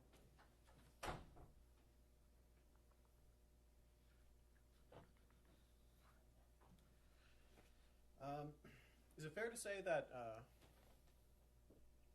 you have a financial interest in Mr. Diggs doing well? What does that mean? If he does well, do you do well? I think we collectively do well. So yeah. Even outside of financially. Is he a good boss? Yes, he's great. Do you want to continue working for him? Yes. Nothing further. Anything else for your witness?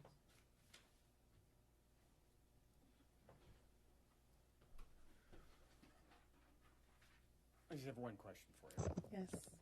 You mentioned that you got to drive the Porsche. Yes. All right. Would you lie under oath to get to drive the Porsche and work for Mr. Diggs? What does that mean? It's part of lying under oath, your job. What? I'm sorry. Can you? Is your job to lie, or would you be truthful? I'll be truthful. Okay. Who else got to drive that car? Mila. And anyone around the house, if they needed to use the car, they would drive it. Did you see Mila drive that car? I've seen her drive the car before. I don't have any other questions. Anything else for this witness comment? When you say just other people around the house, about how many people does Mr. Diggs have working for him? Employed, one. So then otherwise they're all just contract or? Correct. Do you know about how many? Depending on the job, as needed. Okay. Do you know in this? Objection, Your Honor. We're now outside the scope of the redirect. Overruled. Just in December, do you know? I couldn't give that to you on the top of my head. Nothing further. Thank you very much. You may sit down. Thank you.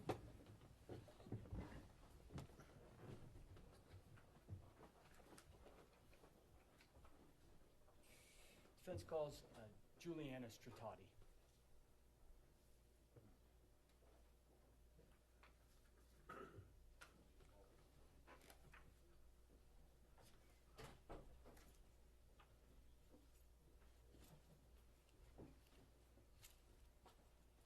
If you want to sit, you can remain standing and face the clerk. Please raise your right hand. You solemnly swear the testimony you're about to give in this hearing shall be the truth, the whole truth, and nothing but the truth, so help you God. Yes. You may sit or stand. Good morning, ma'am. Could you please state your name for the record and spell your last name for the jury? My name is Juliana Stratoti, Stratoti. Are you from Massachusetts? Yes. What do you do for work? I'm a registered nurse. Right. Where do you work? Full-time, I work at Mass General Hospital, and then I have a per diem job at the Drip Bar. What is the Drip Bar? Drip Bar is a wellness and hydration service. It's a franchise, but we have a location in Foxborough. Okay. And so what do you do as a nurse for the Drip Bar? Provide like wellness services, hydration, like extra therapy for people that you don't get prescribed, like at a hospital or through your primary care physician. does some of that involve making house calls? Yes, On December 2nd, 2025, did you do some kind of treatment, a house call that afternoon? I did. And where was that? At Mr. Diggs's house. All right. And had you been to that house previously? I had. And that was at 7 Schoolmaster Street in Dedham, fair Yes. to say? Do you remember what time you got there? Most of my appointments were 4, 5, or 6 o'clock. I think that day I got there at about 5 o'clock.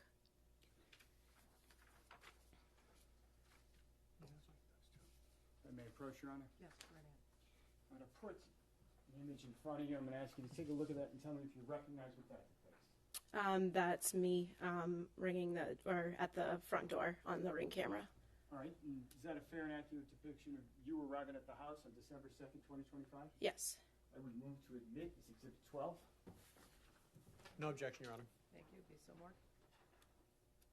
And I'm going to show you another photograph and ask you to take a look at that. That's me leaving the house on the Ring camera footage. All right. Is that a fair and accurate depiction of you walking out of that house in the afternoon of December 2nd, 2025? Yes. I would move to admit as Exhibit 13. No objection, Your Honor. Thank you. Be so marked. 13.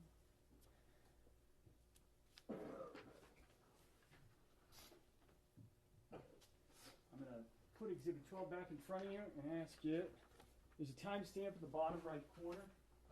Your Honor, may we be seated in sidebar? Yes, of course.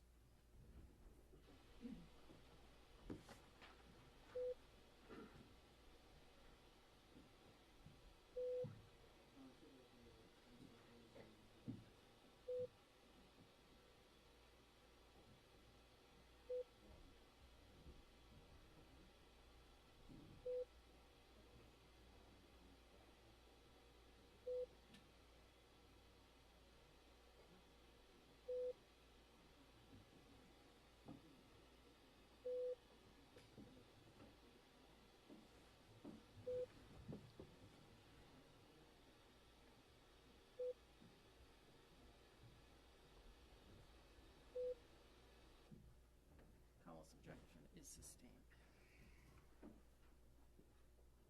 A moment ago, I think you described when your appointments routinely were.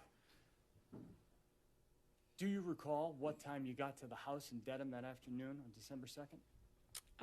That day I got there at 4:50 Okay. PM? p.m. And do you remember when you left the house? According to the Ring camera footage, it was. Let me ask you this. Do you remember when you left the house?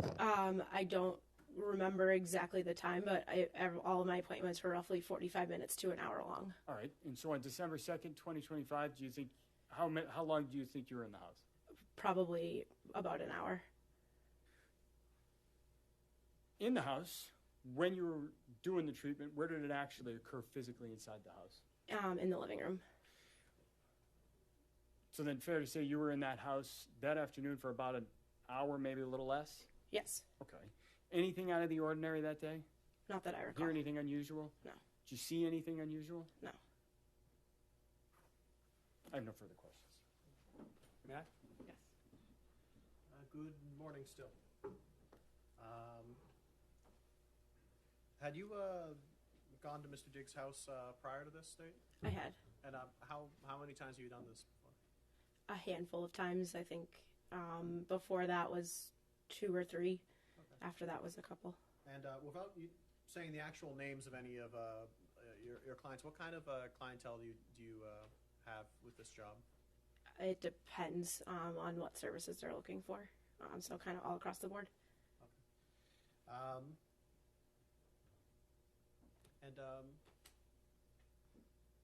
Your Honor, I have no further questions. Thank you, ma'am. You may step down. Thank you. County Defense calls Stephanie Anastasi.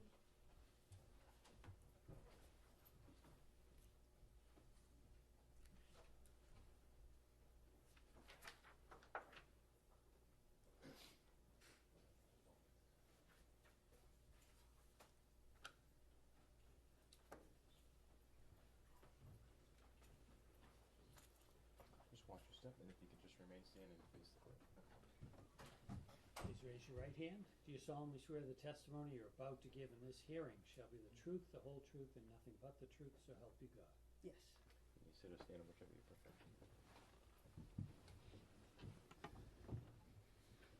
Good morning. Good morning. Can you state your name and spell your last name for the record, please? My first name is Stephanie. My last name is Anastasi, Anastassi. And do you live in Massachusetts, Ms. Anastasi? I currently live in Rhode Island. Where do you work? I work in Massachusetts. And what do you do for a living? I'm a massage therapist.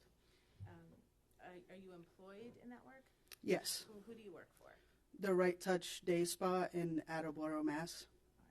All right. And you provide massage therapy treatment to clients? Is that Yes.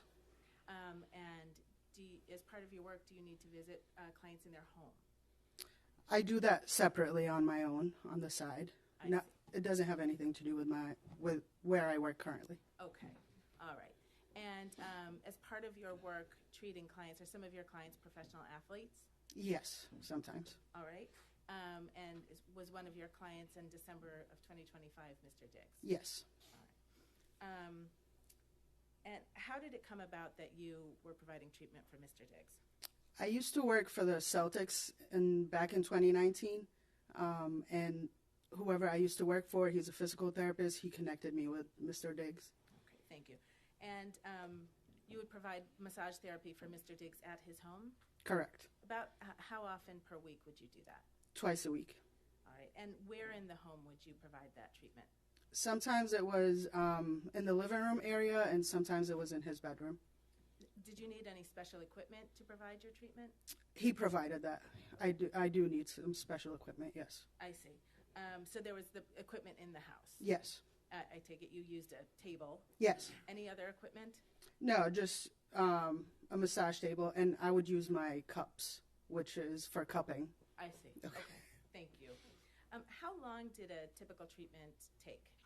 Between a 90-minute to 2 hours. Okay.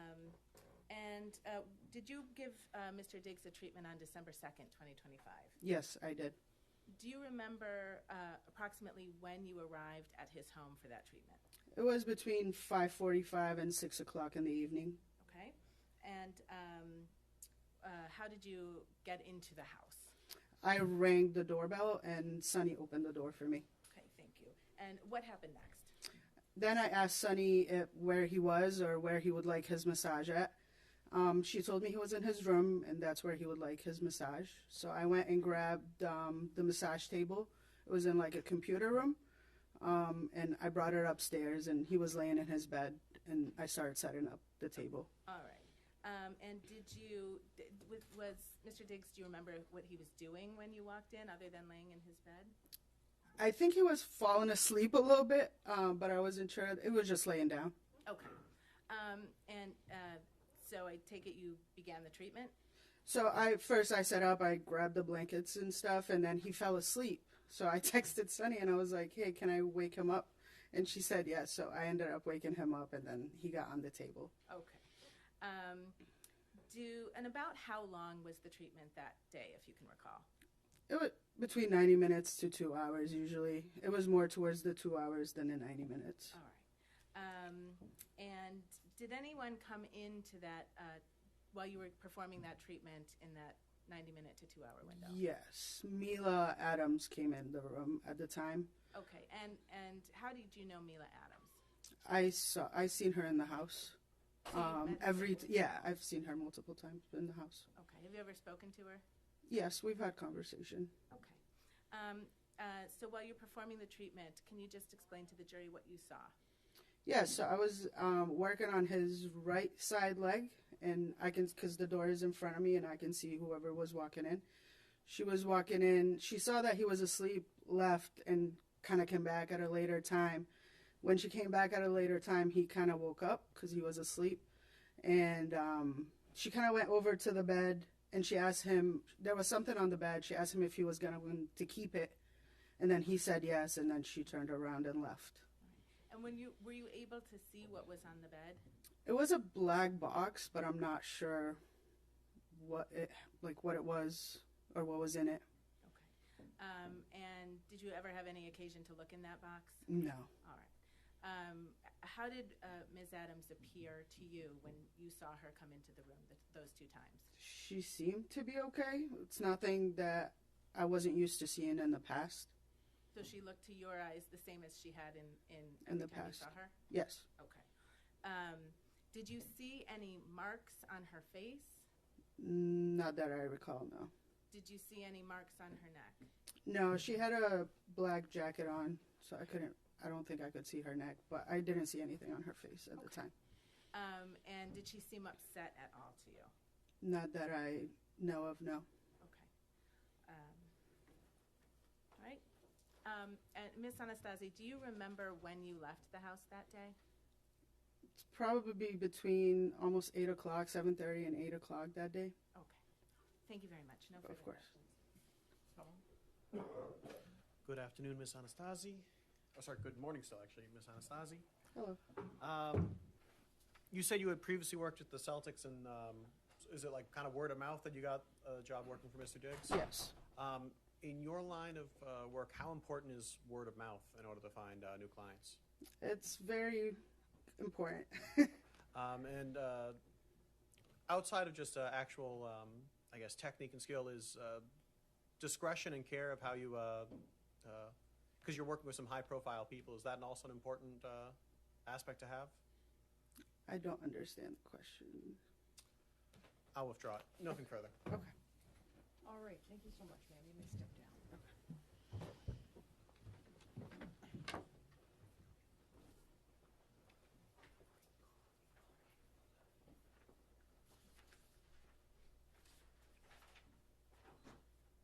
And Your Honor, the defense calls Melissa Goddard.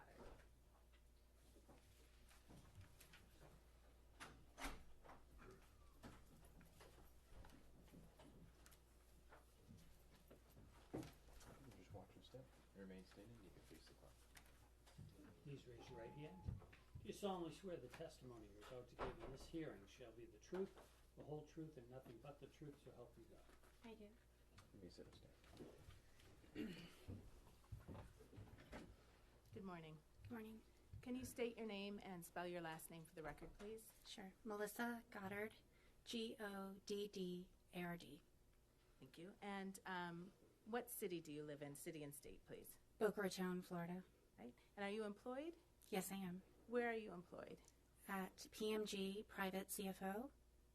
And what is PMG Private CFO? It's a boutique financial service company. So we do accounting, tax planning, tax prep, budgeting. We handle everything financial, data collection. And is one of your company's clients Steph Diggs? Yes, it is. Right. And do you work on Mr. Diggs' account? Yes, I'm his client manager. All right. And how long have you been the client manager for Mr. Diggs' account? Since November 13th, 2023. Okay. And can you just briefly describe how Mr. Diggs' account is structured? Sure.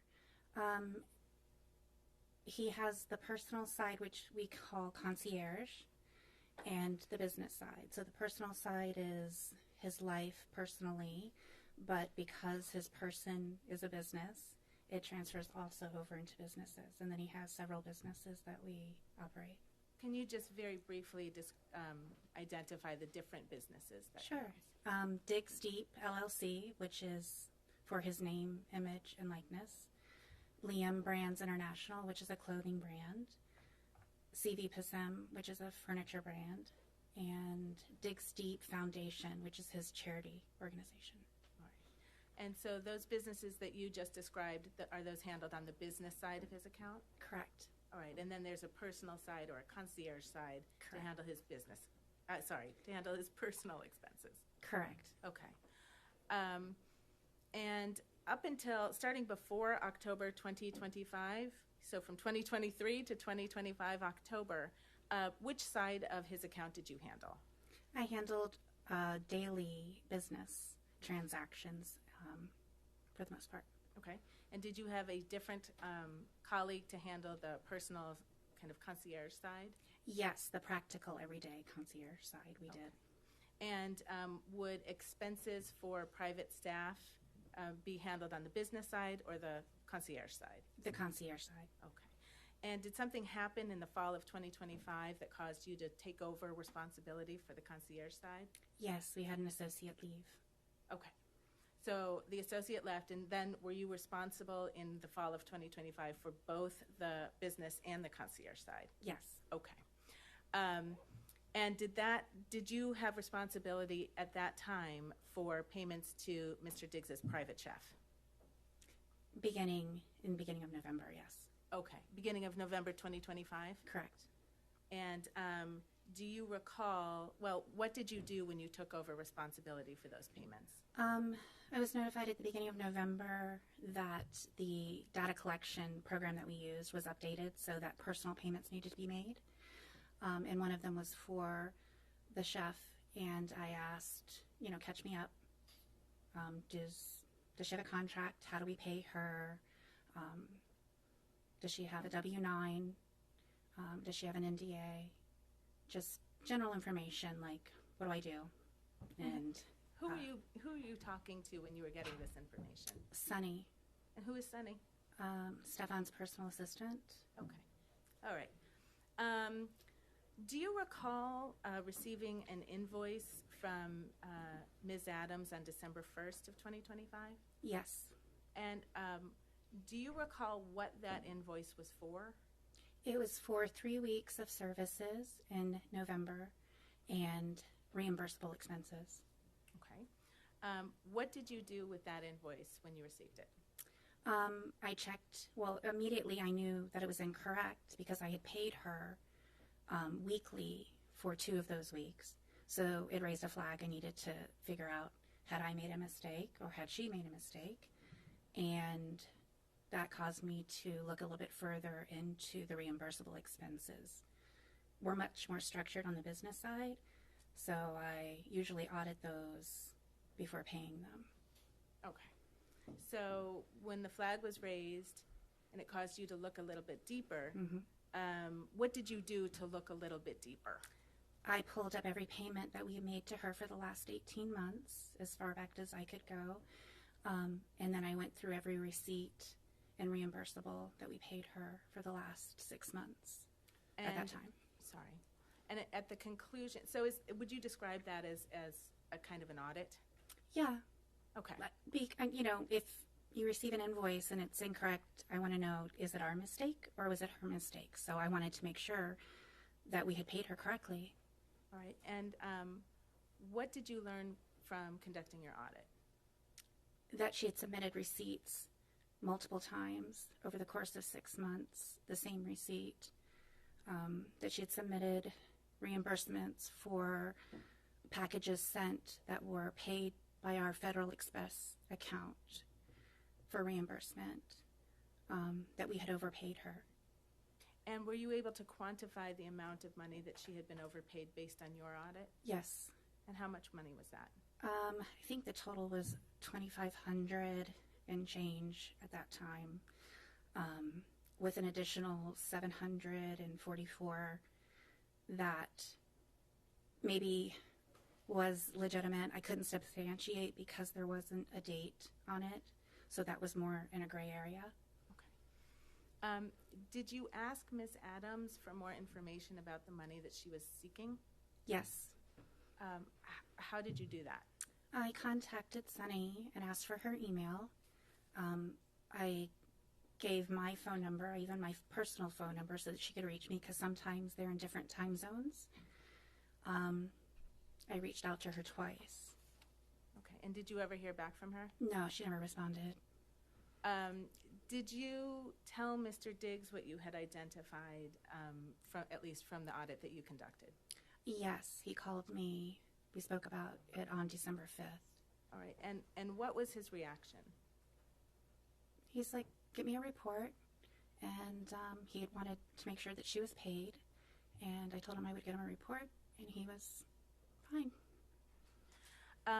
In the course of conducting your audit, or actually, strike that, did there come a time when you were aware that there was some paperwork not completed that you would have expected to be completed? At the beginning when I took over, I asked for those things as, I think it was the beginning of December when the invoice didn't match what I had. You know, I'm buttoning things up. It's the end of fourth quarter. We're closing out the end of the year, so I wanted to make sure we had everything. So, you know, I was going through everybody's paperwork. But yes, it was about the beginning of December I realized we don't have her paperwork. All right. And did you do anything about that? Yeah, I had asked Sunny to, I had mentioned to Steph that I think we should get one. He said to coordinate with Sunny, which I did on December 4th. And I didn't receive anything, so I followed up with it as I normally would. And how did you follow up with it? I asked Sunny if she collected it, and I emailed Mila asking for it. Do you remember the date on which you emailed Mila for it? Sorry, Ms. December Adams. 8th. December 8th. Mhm. Did you follow up again with Ms. Adams, if you can recall? I did not, because Steph said not to worry about it. Okay.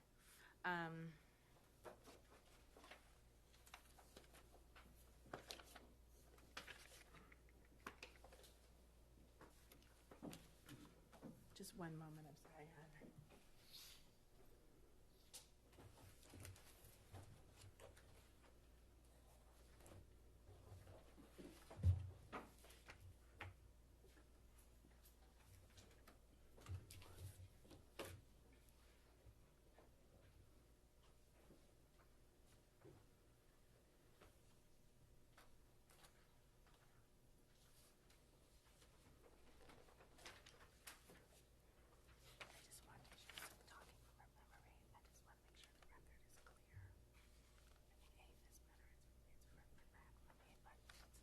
Oh, you want to refresh it?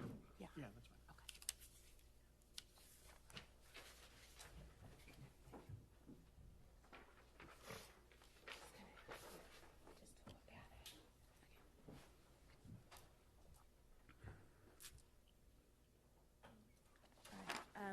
Ms. Goddard, you just testified that you followed up with Ms. Adams asking for the NDA on December 8th?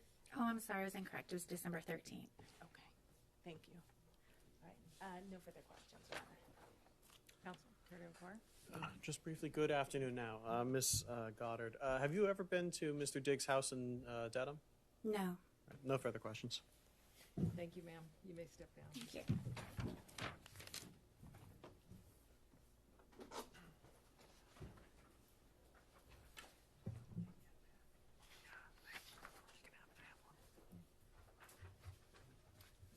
Defense caller Shy Charles.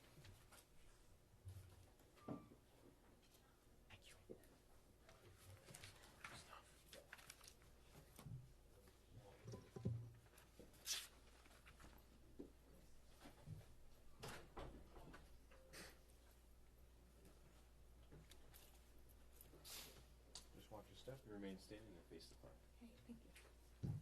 Please raise your right hand. Do you solemnly swear the testimony you're about to give in this hearing shall be the truth, the whole truth, and nothing but the truth, so help you God? I do. You may sit or stand.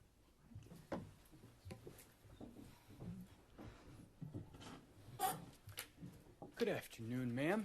Could you please state your name for the record and spell your first and your last name? My name is Shy Charles. It's spelled Xiacharles. What do you do for a living, ma'am? I own a hair salon and I braid hair, natural hair. And where do you live? I live in Brooklyn, New York. You said you own a salon. Do you have an actual physical location? Yeah, I And do. is that down in the New York City area as well? Yes, it's in Crown Heights. How many clients do you have roughly? Too many to count. I have lots of clients. Okay. Is one of them Stefon Diggs? Yes, it is. How do you know Mr. Diggs? I started doing his hair when he played for the Buffalo Bills. Do you know how many years ago that was? I'm not good with dates, but whenever he last played for the Buffalo Bills. Okay. Yeah. When you actually do Mr. Diggs' hair, how long does that process actually take? I'd estimate probably about 3 to 5 hours, anywhere between that. Yeah. And where have you done Mr. Diggs' hair? At his house. He travels a lot for work, so wherever he needs me to do his hair, I go. Is that true of other clients you have as well? Yeah.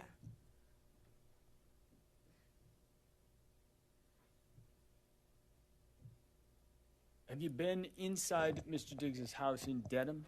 Yes, I have. All right. Do you know when he lived there? I don't know when he occupied the space, but I could tell you the first time I went there to do his hair. When was that? It was when the season started with the Patriots, probably about July, September, around that time last year. So that'd be 2025? Yeah. Okay. And had you been in Mr. Diggs's and other clients' house to do their hair previously? Yeah, I have lots of celebrity clients, and obviously they wouldn't want to come to the salon, so I go to them. So wherever they're at, I go meet them there, whether it's a hotel, their house, wherever. All right, so it sounds like September or July, fall of last year was the first time you were in Mr. Diggs' home in Dedham, but not the first time previously. Yeah, first time in Dedham, but not like elsewhere at his house. Wherever he lived before that, I would go. Got it. And having done that, did you meet some of the people who were normally around? Yes. Do you know a person named Sonny? Yes. Who's that? His assistant. Right. Did you meet any other family members of Mr. Diggs? Yeah. Everybody that's in the house, his brothers, his mom, everybody. Okay. Yeah. Did you ever meet a person named Mila Adams? Yes, I have. Who's that? It was his chef at the time when I met her. And so when did you meet Mila Adams? At the same time I went to the house for the first time, so like around July, September, whenever the season started with the Patriots. Of last year? Yeah. Did you meet at the house? Yeah. And how much time were you at the house kind of the first time you met Miss Adams? Probably like less than 24 hours or around that time, because I know I had a client the following day, so I just had to come do his hair. But that was late in the evening, and so I had to leave the following day. Yeah. Okay. And so you met Miss Adams at that point, but did you speak to her? I did, because I had to go to Walgreens to get some products, and so I asked anybody in the house if they needed anything, and Mila said she needed a sponge, a makeup sponge, and so I got her the sponge. When I came back to the house, she asked me how much money it was, and I told her it was okay, and that's the first interaction we had. Okay. Yeah. Did you have any other further interaction with Miss Adams after that kind of initial 24-hour stay? Yeah, when I came back to the house. When was that? I can't give you an exact date, but I could like estimate. So probably within 2 weeks, because he'll do his hair like every 2 to 3 weeks. So about 2, maybe 3 weeks later? Yeah.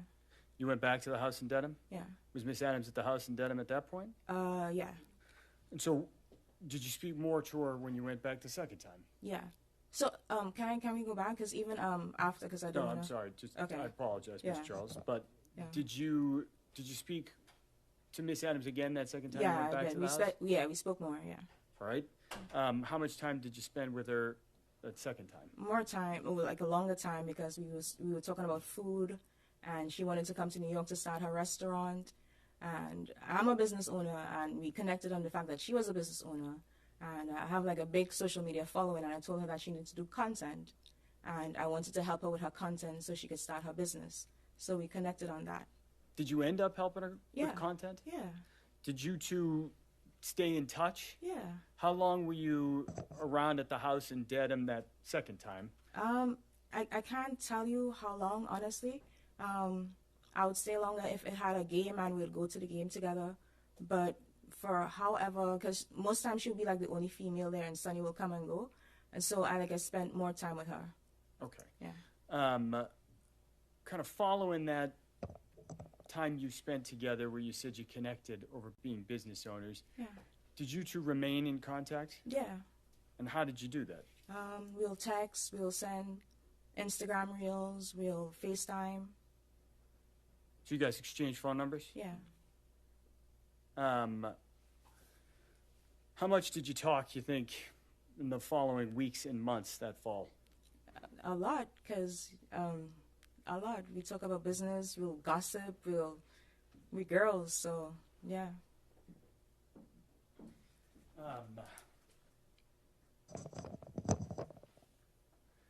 Did you ever spend more time together in person with Miss Adams? Yeah, I took her back to my country. I'm from Trinidad and Tobago, so I took her to Tobago. She spent time with my family, with my grandmother. Yeah, I actually bought her ticket to go to Tobago, so yeah. When was that? This was probably around Thanksgiving time. End of November then? Yeah, whenever Thanksgiving was. Okay. Yeah. Following that trip, do you remember where you went after that? I came back to New York. We came back on the same flight. I came back to New York, and she went to Boston. Okay. Do you remember where you were on December 2nd? Yeah, actually, I was in Target, like late evening. What were you doing in Target? I was shopping for ingredients because I was spending too much money on Ubers, so I was buying ingredients to cook, like groceries. You're buying groceries at Target? Yeah. What were you cooking? So I wanted to make this like Cajun pasta with shrimp and like sausage. Mila had made it at the house, and it was healthy. And so I wanted to cook that because I didn't want to buy Uber Eats. I didn't want to spend money on Uber Eats, and I just wanted to be healthier and cook. And so I wanted to make it like her. So I was going through the aisles and like picking up stuff and calling Mila or message. Like I texted her a picture and asked her if it was this one, but she wasn't responding quick enough, so I FaceTime her. All right, so let me break that down there for a minute. You're in Target. You're trying to purchase ingredients for a dinner that you had seen Mila cook? Yeah. You said at the house. Is that at the Dedham house? Yeah. All right. Did you say you were looking for, what was the ingredient you were looking for? Like shrimp, but so she makes matcha as well. So I was trying to find out like what matcha to get, that specific one from tea dealers, shrimp, pasta, sausage, everything like that. So you just said a moment ago that as you were trying to find ingredients, you started by taking a picture and sending it to Mila? Yeah. Do you remember what time that was at? It was before 6 p.m. for sure, because I remember leaving my cart in Target to go pick up some dry cleaning for my boyfriend because I had to get it before it closed. So I actually left Target and came back to Target. So it was before 6 p.m. Okay. Yeah. What about a specific time? Do you remember exact times? So the dry cleaners was in Brownsville, Target was at Gateway. So I got there probably minutes to 6. So probably like the end, like ending at 4 or 5 p.m. somewhere there. Okay. Yeah. You mentioned a text message or a photograph of an ingredient you sent. Yeah. Was there any record of that? Yeah, I took a picture and sent it to her. All right. Would that have had the actual time? Yeah, and the on location. The message? Yeah. Do you think taking a look at a record might refresh your recollection of what time you sent that photograph? Did you say yes? Yes. I may approach her. Yes. What I'm going to ask you to do, Ms. Charles, Yeah. is just take a look at that photograph. Okay? And I want you to look at that. Yeah. After you've reviewed it, take a look up at me. Yeah. Having looked at that, does that refresh your recollection on what time Yeah. you actually began communicating with Miss Adams when you were in the Target? Yes. And what time was that? It says 4:38 on the picture. Okay. Is Yeah. that consistent with your recollection of when you reached out to Miss Adams? Yeah. Now, you said you started by texting and then you FaceTimed with Miss Adams? Yeah. What's FaceTime? A video call app on every iPhone. Had you FaceTimed with Miss Adams previously? Yeah. And so describe how that looks. What's happening at that point when you're FaceTiming? So I FaceTime her. I told her what I was doing. We spoke about the pasta. and all the ingredients I needed to get, and she was like, girl, I'm not going to Miami. And she said she's going to go home to Atlanta for a couple of days. Then she's going to come to New York. Well, she's going to go home to Atlanta, but she's going to stop off in New York for a couple of days. All right, let me actually stop you there. I apologize, Ms. Charles. It was not a specific question. So you said you're in Target while this conversation is happening? Yeah. Okay. Could you see where Miss Adams was? Yeah. Where was she? She was in the kitchen. Kitchen of what? Of the Dedham house. And how do you know that? Because I've been there before, so I know the layout of the house. And the faucet was running, and I could see the island in the background. Okay. You just said she mentioned Miami. Did you notice anything about her face, her physical appearance when you had this FaceTime call? No. I'm sorry? No. Did you see any redness, swelling? No. Was she flush? No. Was she teary-eyed? No. Were there any bruises on her? No. You started to talk a little bit about places she said she was going. Yeah. Did you end up actually seeing Miss Adams that day? Yeah, because following that conversation? Yeah. All right. She said where was that? In New York, because she said she was stopping off in New York for a couple of days. I asked her where she was gonna stay. She said at a hotel. I'm like, girl, we friends. You don't have to stay at a hotel. You could stay at my place. All right. Did you actually see her that night? Did she stay at your place? Yeah. So where'd you first see her? At the airport. What airport? LaGuardia. And what were you doing out there? I went to pick her up. What time did you pick her up from LaGuardia Airport? She told me she was on at 11, so I got there like minutes to 11. I had to wait because I think her flight was delayed. Yeah, her flight was delayed.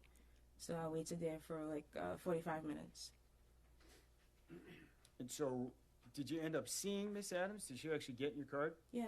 You picked her up from LaGuardia Airport? When she got in your car, did you notice anything out of the ordinary? Mm-mm. Did you notice anything about her appearance? No. Was there any bruising on her at that point? No. What were you doing when she picked Miss Adams up? We went to go pick up my friend Tally in queens, and we were just chilling in the car. We were just like singing and just talking.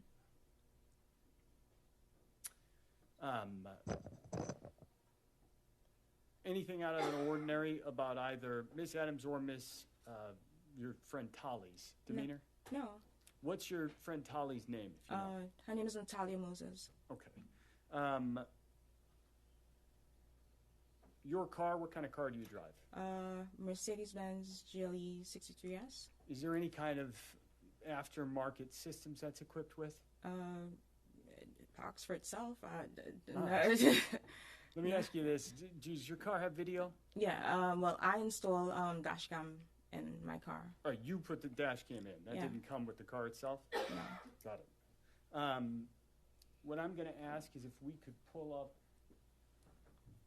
video 2, I believe, from what has been marked exhibit number 5.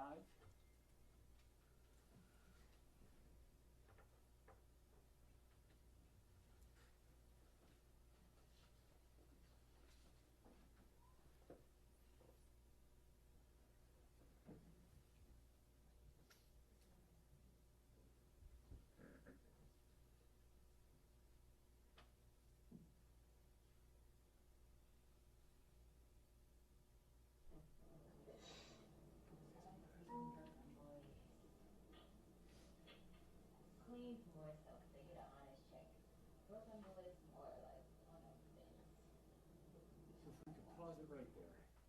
All right. So this is actually, for the record, the first video in exhibit number 5, Ms. Charles. Looking at this, we've played 14 seconds. Do you recognize what we're looking at? Yes. What is that? That's me in my car.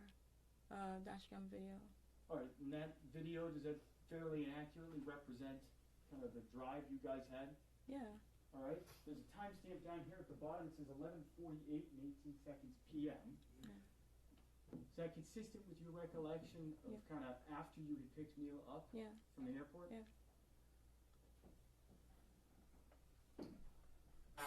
What I'm going to ask Ms. Silva to do is go to the next video down on that list.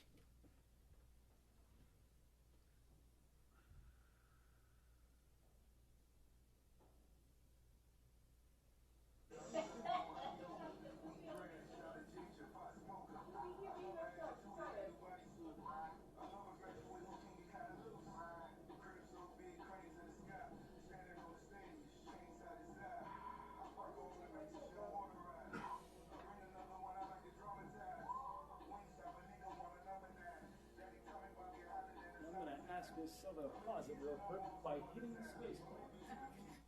Thank you. So, looking at video number 2. It looks like the timestamp on the bottom says December 3rd, 24 minutes. Yeah. Watching that video, what are we seeing in the video? We were listening to Cranes in the Sky by Salon, and we were just talking about what the song was about. Got it. Yeah. So when you say there, we, who is we? My friend Natalia Moses and Mila Adams in the car. All right, so where we paused it, it's a little hard to see, but is your testimony that Miss Moses was in the car? Yeah. Who's in the front seat here? Mila Adams. So was Miss Moses in the back seat of your car? Yes. Okay. What did the three of you do that night? We went to Jersey. I have a house in Jersey City, so we went to Jersey City. And what did you do? Drink, eat wings, and watch TV, just chill. All right. Did you end up staying or sleeping in Jersey City, or did you sleep somewhere else? No, I went back to my apartment in Brooklyn. Who went back to your apartment in Brooklyn? Me, Tally, and Mila. And what time do you think you got back? I'd estimate probably like 3, 4 a.m. in the morning. All right, so early in the morning? Yeah. That entire time span that we're talking about, there's your description of what you just did, eat, drink, have some wings, and hang out. Is that a fair description of what you did that night? Yeah. All right. Where'd you sleep that night? I slept on the couch downstairs, and Mila and Tally slept upstairs in my bedroom. Okay. Do you remember how long Miss Adams ended up staying at your house? Probably like a week, a little over a week. All right. That night in Jersey City and back at your apartment in Brooklyn, did you have the opportunity to observe Miss Adams? Probably the morning we got up. Yeah, because we girls, so we get dressed in front of each other, so yeah, the day of. Okay. Yeah. So when you say you get dressed in front of each other, Yeah. did you actually see Miss Adams without clothes on as you were getting dressed? With a towel on. Okay. Yeah. Did you observe any bruising, redness on No. her neck or chest? No. Did you observe anything on her face? No. I'm going to ask Ms. Silva if we can actually play the third video.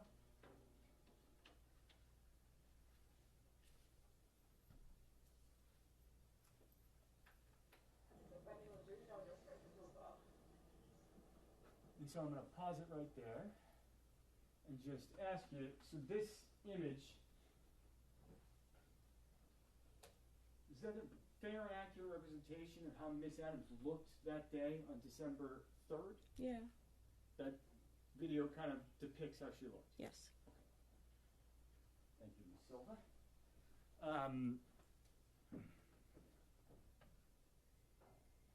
Anytime the day of December 3rd, did you notice bruising developing, redness, any kind of physical marks on Miss Adams? No. On December 4th, 5th, 6th, did you notice any of that? No. Did Miss Adams ever tell you that she had been assaulted or strangled? No. Did she ever mention any kind of an attack? No.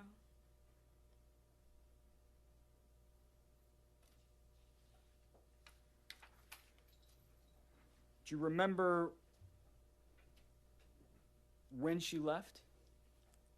I can't give you the exact date, but probably like somewhere between the 9th, 10th, or 11th. Either one of those dates. Okay. And after Miss Adams left, actually, let me back up. Strike that. So if she got there on December 2nd and she left on the 9th, 10th, or 11th, is it fair to say she was down there for a week, maybe a little bit more? Yeah. All right. After she left, did you see her again? Yeah, I saw her afterwards. Soon afterwards? Where was that? In Boston. And in Boston, where were you? Where was I in Boston? Yeah. At the house. In Dedham. Oh, apologies. Yeah. I understand. So you saw her again at the house in Dedham? Yeah. And when was that? Probably the 13th. Yeah, the 12th or the 13th, because I had to go do his hair. Okay. What was there some sort of time-sensitive pressure about doing his hair? Because he had to leave to go to Miami, so I had to go do his hair. Yeah. Okay. I had to do his hair. Probably had a game. He probably had a game. Okay. Yeah. So let me back you up. Miss Adams leaves New York. Yeah. 9, 10, 11. Yeah. And your testimony was that you think it was on the 13th. You saw her again? Yeah. Either 12, 13, 14, somewhere there. I'm not good with dates. Okay. Yeah. And that was at the house in Dedham. All right. Yeah. What were you doing in the house in Dedham? I had to do his hair. Who was in the house in Dedham? His mom, Mila, me. I think Marshawn was there. Yeah. Yeah, that's where I can remember being in the house. Okay. Did you do Mr. Diggs' hair that day? Yeah. What time of day? It was late evening. In the evening then? Yeah. Is that what you said? Yeah. How long did doing his hair take? Between 3 and 5 hours. And so, do you remember when you finished doing his hair roughly? It was late that night. Yeah, like probably 10, 11, somewhere there. What did you do after you finished doing Mr. Diggs' hair that night? I slept on the couch because I had a flight 6 a.m. that morning.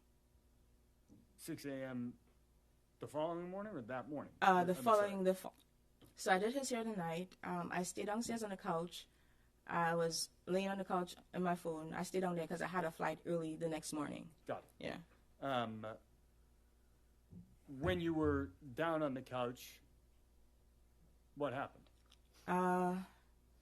Like later into the night, Mila came downstairs and she was just talking about stuff that happened earlier in the day. All right. Let me back you up there for a moment. Did you see anything unusual on the evening of December 13th when you were doing Mr. Diggs' hair? Yeah, so I was behind the couch. He was on the couch with Miss Stephanie.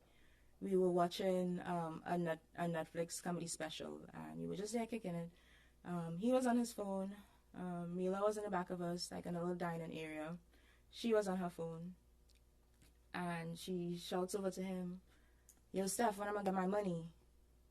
And he responds, I think you spoke to the accountant, and her demeanor changed, his demeanor kind of changed, but I wasn't paying any attention to it. I was just doing my job. So after a while, she moves from behind on the dining table, and she comes to the front, like on the side, like a love seat area thing, and she was there on her phone, and she was just like laughing really loud. I don't want to imply anything, but like you no, tell. So Okay, let me stop you right there. You said she's over on her phone. She was laughing really loud. Yeah. Was she watching the comedy special? No, she was just on her phone. Okay. So you said later that night or the next morning you spoke to her again? Yeah, like in the probably midnight, 1 a.m.-ish. Yeah, she came downstairs and we were talking. Yeah. When she came downstairs, was there anybody else downstairs? No, just me and her. And what did she tell you when she came downstairs? She asked me if he was annoyed. But she asked you if if he was annoyed. And that's Mr. Diggs? Yeah. Did she tell you she was going to do anything? Yeah, she was trying to antagonize him while she was on the couch, like trying to get beneath his skin, and she was sustained. Okay. So let me ask you this way: did she indicate when she came downstairs that she was going to do anything? Did she tell you she was going to take any action? Yeah, she said she was going to sue him. For what? For the money that he owes her, and like she gonna take it to the blog. She gonna take it to the block. Blogs. Got it. Yeah.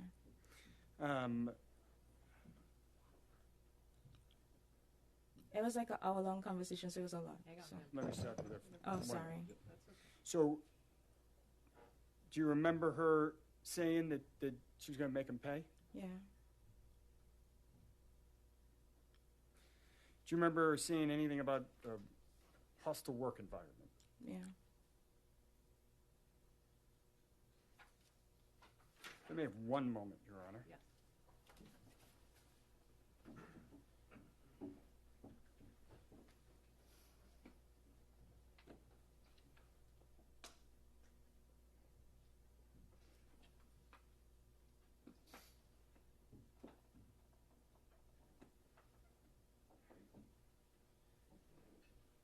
things I want to follow up with.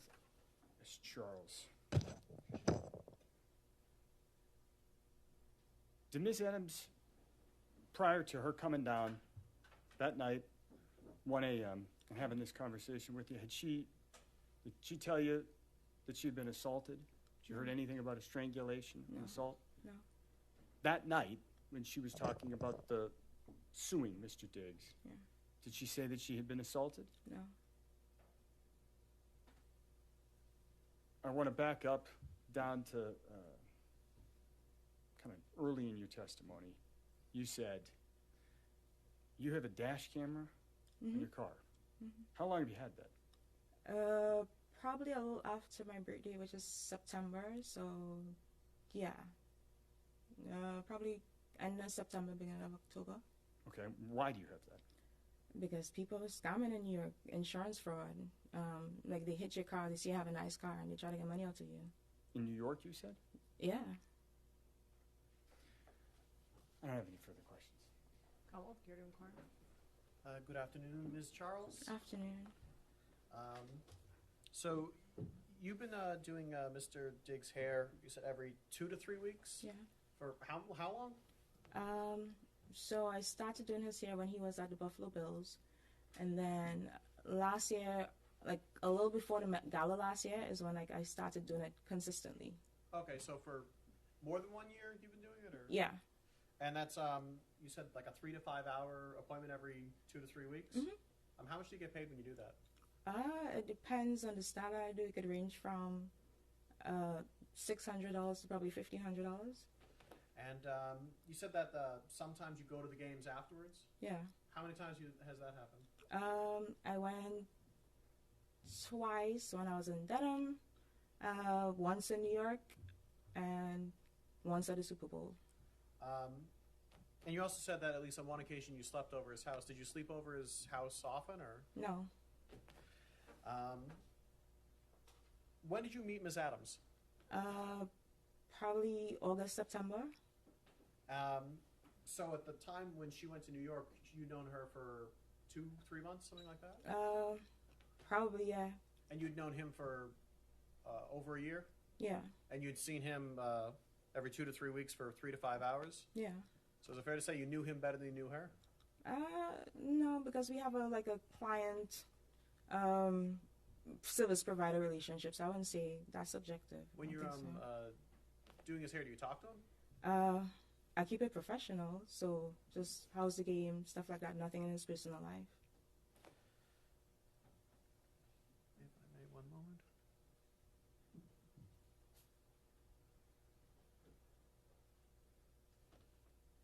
Nothing further.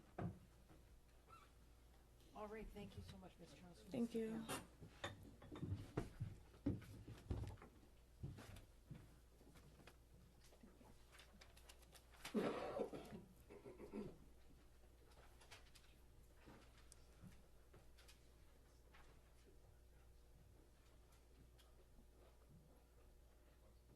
Your Honor, the defense calls Natalia Moses.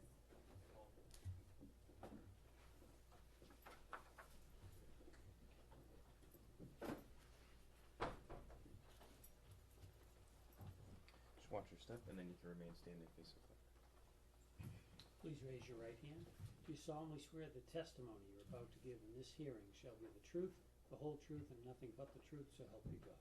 I do. You may sit or stand. Good afternoon, Ms. Moses. Good afternoon. Can you state your name and spell your last name for the record, please? Sure, my name is Natalia Moses, Moses. All right, and I'll just ask you to keep your voice up a little bit so that everyone in the court can hear. Sure. Do you also go by a nickname? Yes, Tali. Tali is your nickname? Yes. All right. Where do you live? I live in Brooklyn, New York, and I've just moved. I live in Florida. I go between Brooklyn and Florida as I have a business in Florida as well. Okay. And what do you do for a living? I'm a hairstylist. Do you work for any particular salon or on your own? No, I have my own business. Okay. Do you know Shy Charles? I do. How do you know Shy? Shy and I met in 2018. I started off being her assistant, her braiding assistant. Okay. Do you still work with Shy? No. All right. what about Stefon Diggs? Do you know Stefon Diggs? No, not personally. Have you ever met Stefon Diggs? No. Is Stefon Diggs a client of yours? No. Do you know Mila Adams? I do. How do you know Mila? I know Mila through Shy. Okay. When is the first? Have you ever met Ms. Adams? I have. When is the first time you met her? I want to say December 2nd into December 3rd. Around that time, that was the first time I met her in person, but I would have spoken to her on the phone on multiple occasions before. Okay. And did you talk to her, just the two of you, before December 2nd? No, not just the two of us. We would always speak with Shy in the middle, so it would always be on Shy's phone, so I never spoke to her one-on-one prior to December 2nd. I see. Okay. So, Shy and Ms. Adams had a relationship. That's correct. And then and you and Shy have a relationship. That's correct. And sometimes the three of you would talk. That's correct. Understood. And were these calls professional calls, business calls, personal calls? Personal calls. Okay. All right. So what were the circumstances under which you met Ms. Adams on December 2nd? So she said she was passing through to New York, and Shy told her, well, she could stay at her house. I just came from Atlanta because I had a job in Atlanta, and Shy told me that she would pick me up as we were coming in from the same airport. I, however, came in before Miss Adams, so I went to my family's house, and Shy picked me up from there with Miss Adams in the car. Okay. And where was your family's house? In Queens. All right. And that was the first time you met Ms. Adams? In person, yes. yes. In person. Mm-hmm. Okay. Now, I take it you had been in Shy's car before? That's correct. All right. And can you describe her car, the outside of it? It's a white AMG. Okay.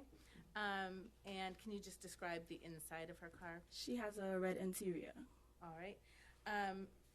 Does she have any recording devices in her car? Yes, she has a dash cam in her car. All right. And can you describe what that dash cam looks like? It's a rectangular shape. She has it on the top of the windshield. Okay. So you can see it when you're sitting in her car? That's correct. All right. And did you know that dash cam was in there? I did.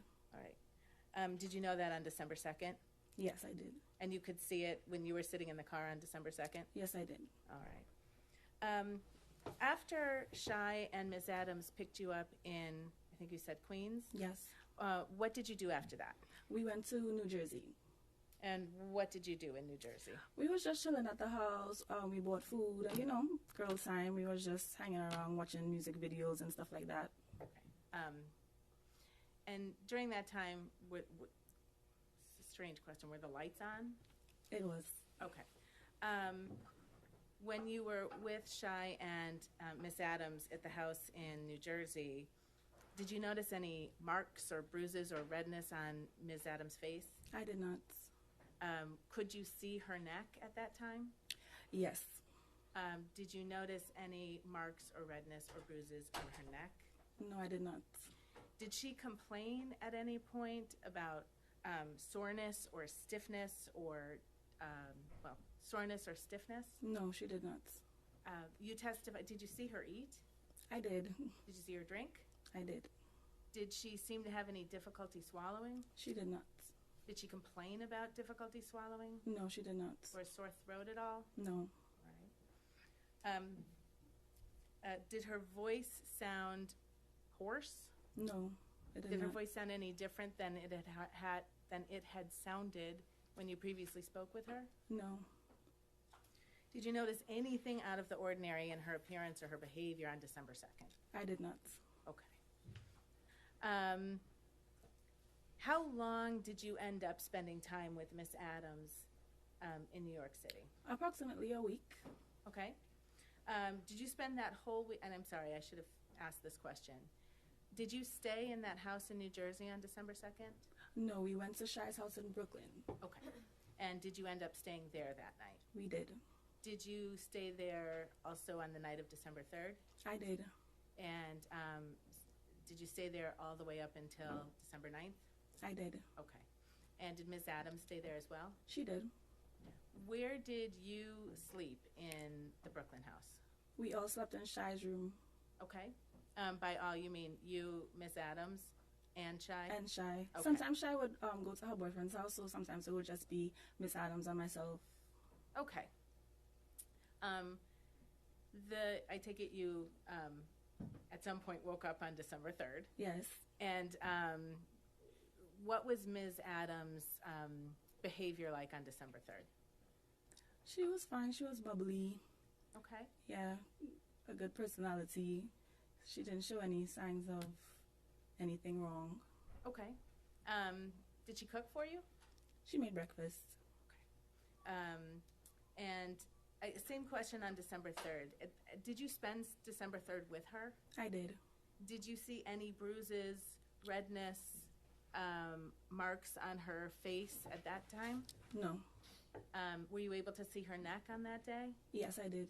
Were you able to see her chest on that day? Yes, we all stayed in the same room, so we got dressed and everything together. Okay, understood. And did you see any marks or bruising or redness? No. On any of those areas? Okay. Did you see any such marks or bruises or redness, anything like that, the entire week you spent together? No. Okay. Did there come a time where Ms. Adams asked you to take a look at her hair? Yes. Can you? What was that? How did that come about? So I was supposed to do her hair. So a stylist, I would analyze her hair. I would lift it up, just to see if the style that we was going to do. I was trying to decide on the style that we was going to do. So I did have close up view to her neck and her hair. Okay. And in the course of lifting her hair and looking at her neck, did you see anything? No. Okay.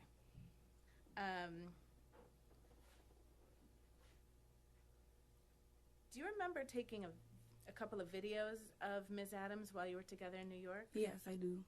Do you remember approximately when that was?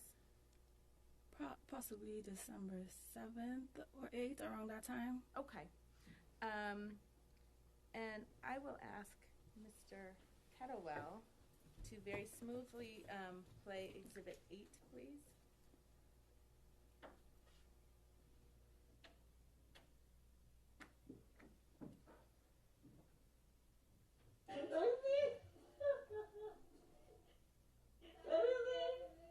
Okay, and we could just pause that. Sorry.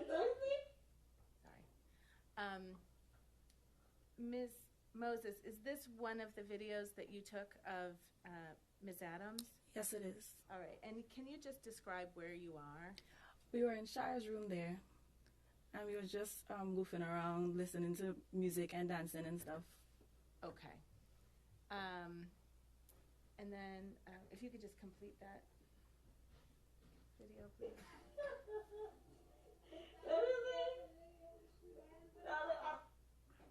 All right, and then Mr. Kettlewell, if you could play Exhibit 9, please.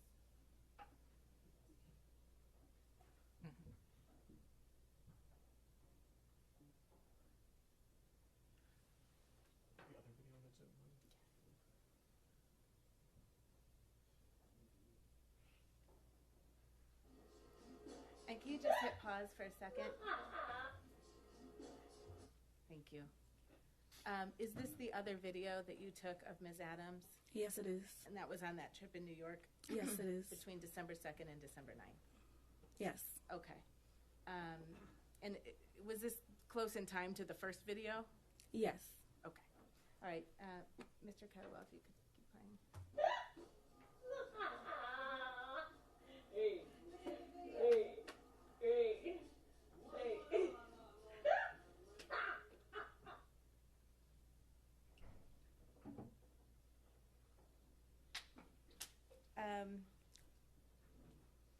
And was that video that you took, was that consistent of how Miss Adams was being with you?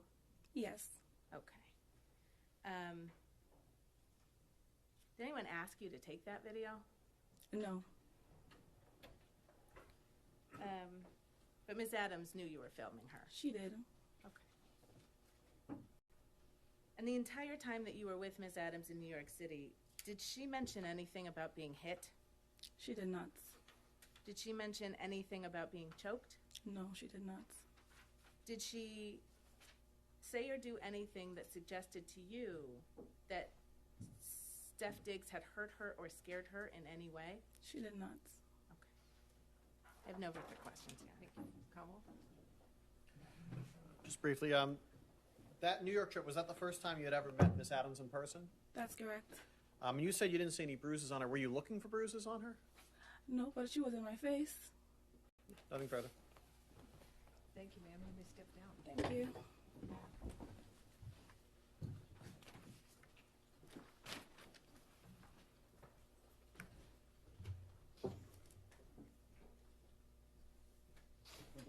Defense rests. Has to be heard. All right, Sorry. defense rest.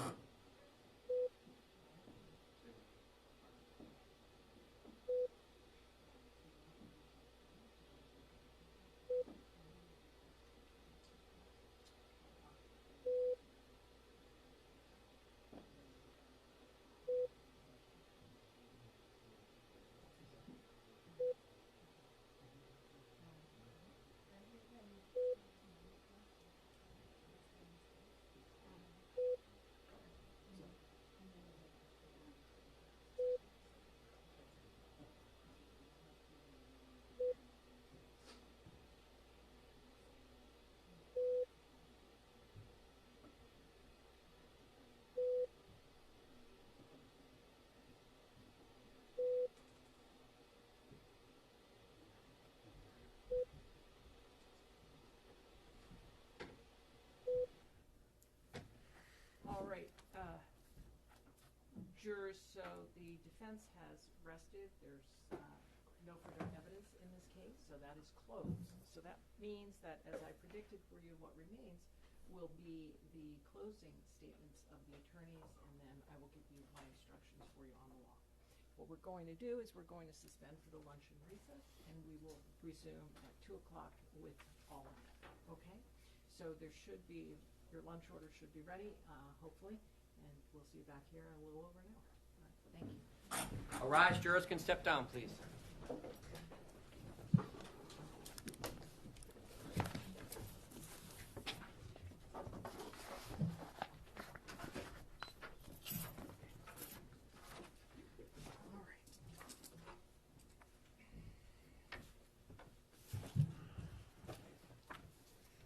The squad stands in a luncheon recess.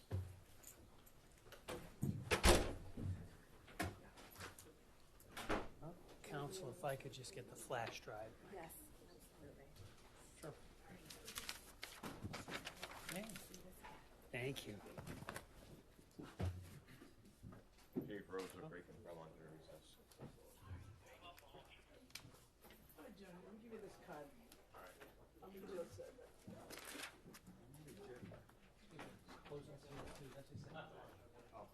Does this have what they need? I think that's yours. A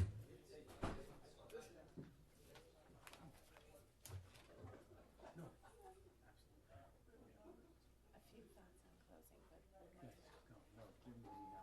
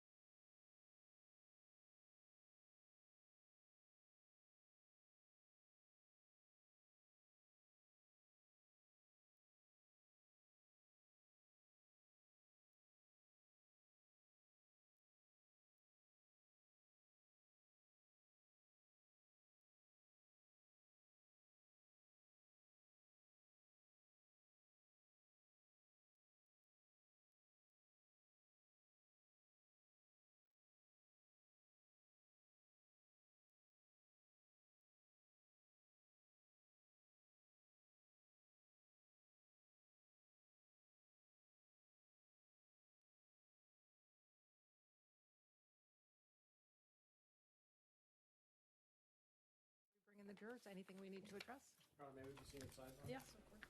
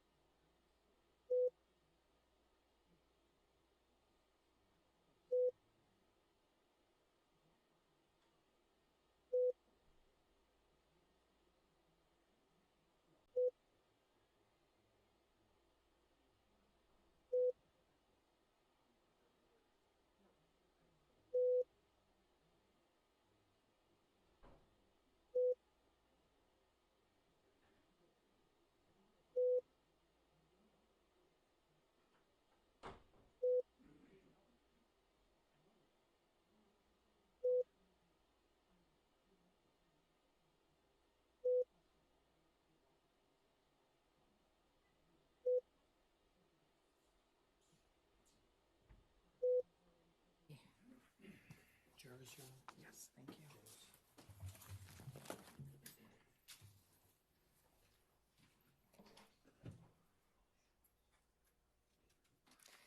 It's on the desk.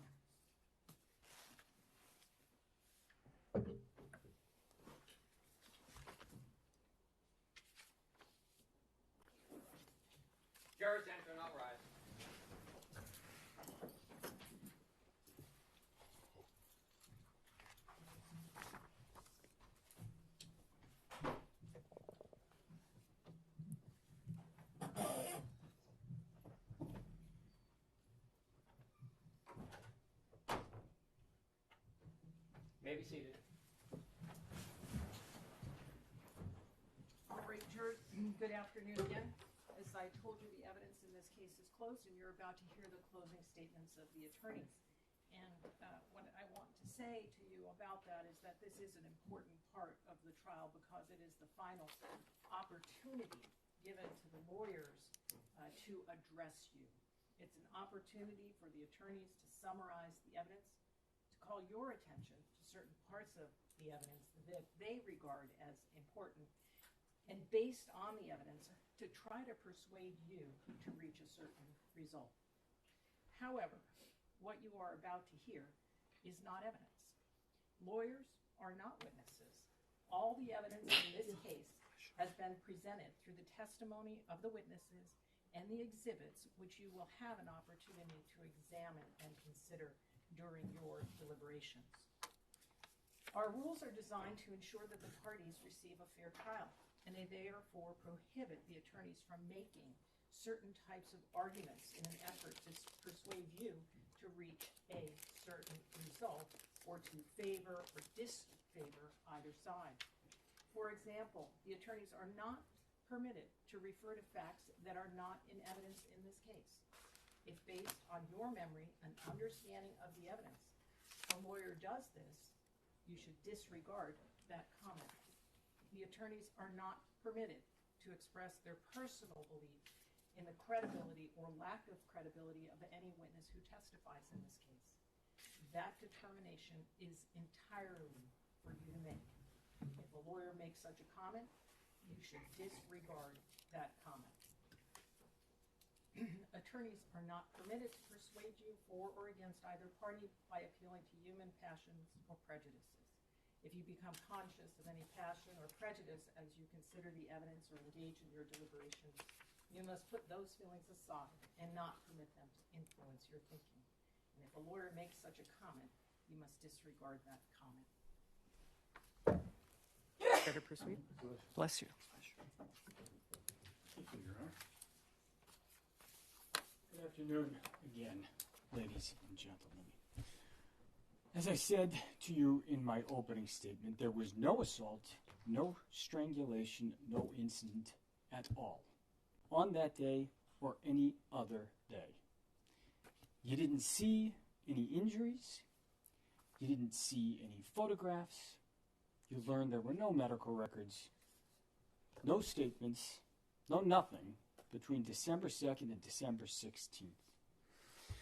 You have not been provided with a single shred of credible evidence to determine that any assault actually occurred in the house on that day. The Commonwealth's case is nothing more than the words of Miss Adams. In my opening statement, I told you one tool to use as you go through this process is to consider how to find the truth. That the simplest answer that accounts for all the facts, that answer is the truth. And so what I want to do is take you through some of the undisputed facts in this case. December 2nd, Ms. Adams spent the afternoon talking on the phone. She got a ticket to Atlanta. She cooked Stefon Diggs dinner. We learned this morning that it was a hot dog. She went into Mr. Diggs's bedroom to provide him birthday presents and to deliver those birthday presents.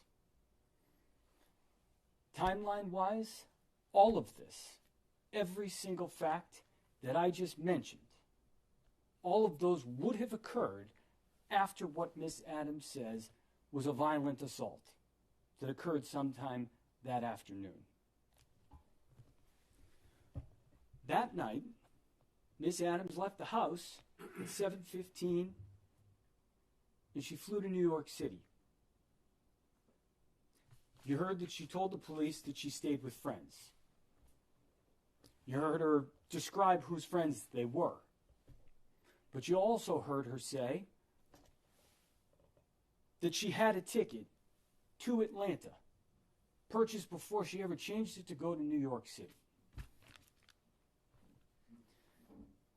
You saw videos of Miss Adams when she arrived in New York. You heard from the woman who picked her up from the airport, who also saw Miss Adams when she arrived in New York. You saw video and heard from Tali Moses, who spent the entire week with Miss Adams in New York. And you got to see how she looked. You got to see her face, you got to see her neck, you got to see the way she moved during the course of that week. One thing I'll say about that, Miss Adams, she might define bruising, however, is expedient or convenient for her, but we all know what bruising looks like. You saw the videos and you heard from the witnesses. On December 5th, Miss Adams texted Stefon Diggs, "Hi, can you please approve my pay with finance, please and thank you." That would have been 2.5 days after he violently strangled her in her bedroom. December 6th, you saw the video of her dancing. That's 3.5 days after this assault allegedly occurred. You heard that throughout the course of that week, from December 2nd to December 9th, Miss Adams didn't mention a single thing about any assault to anyone.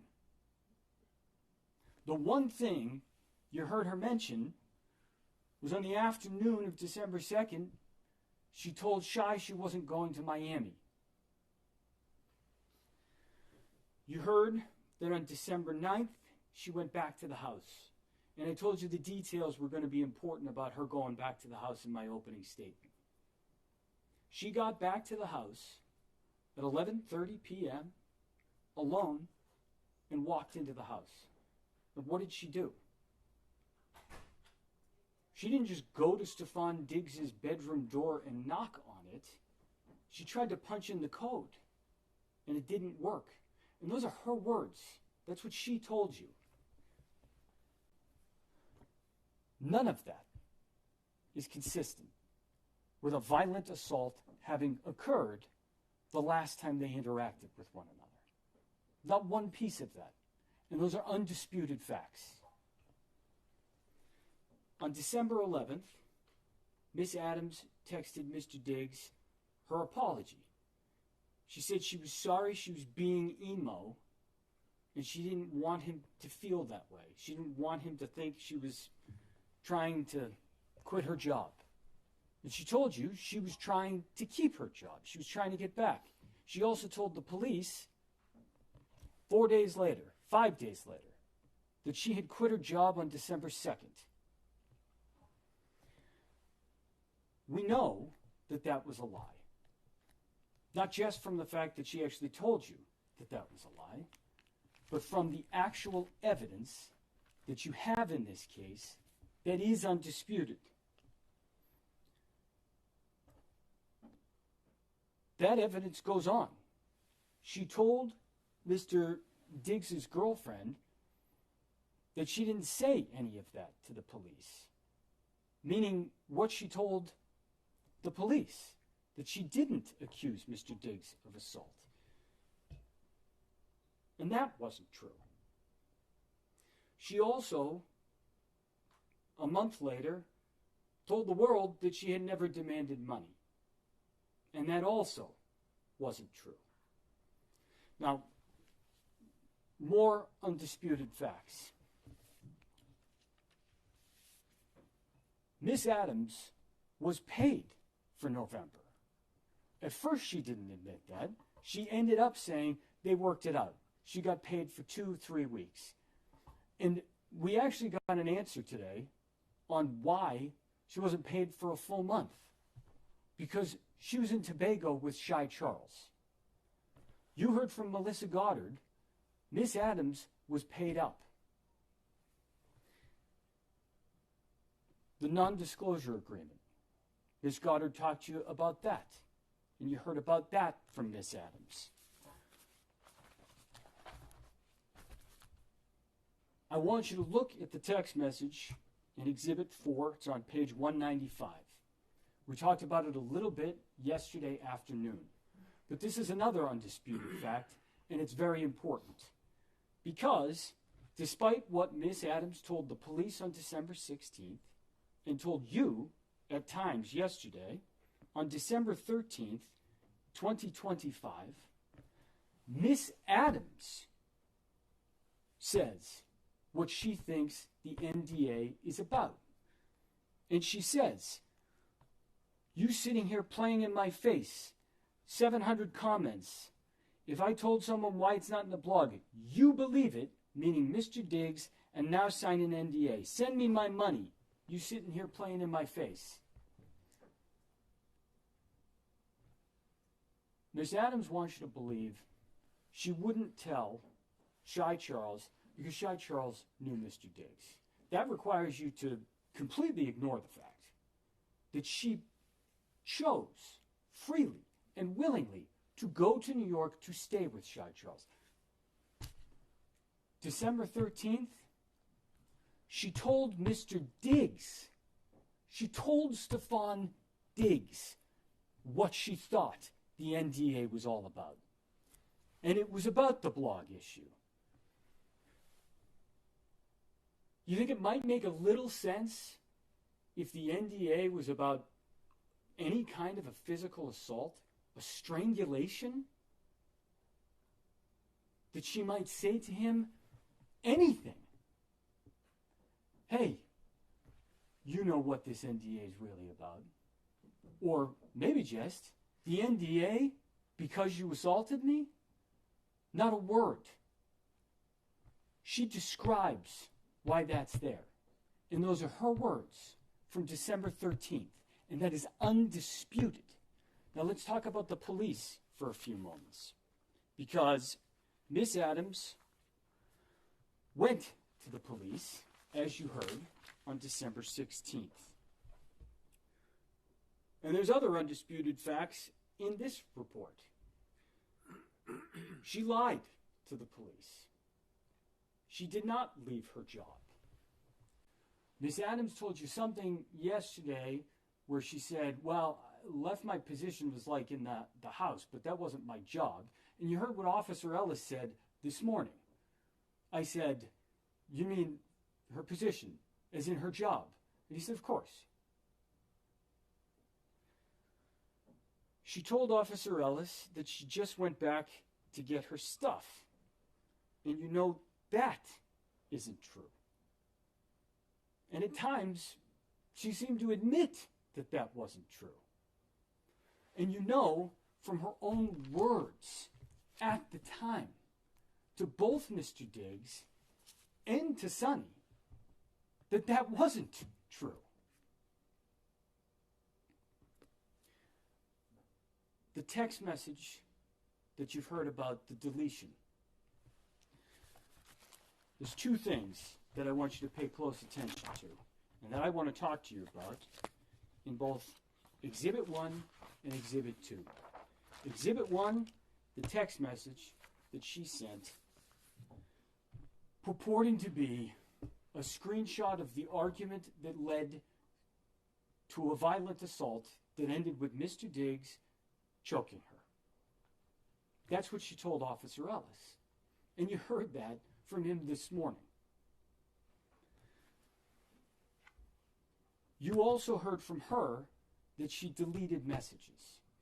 And I think what she said was something like,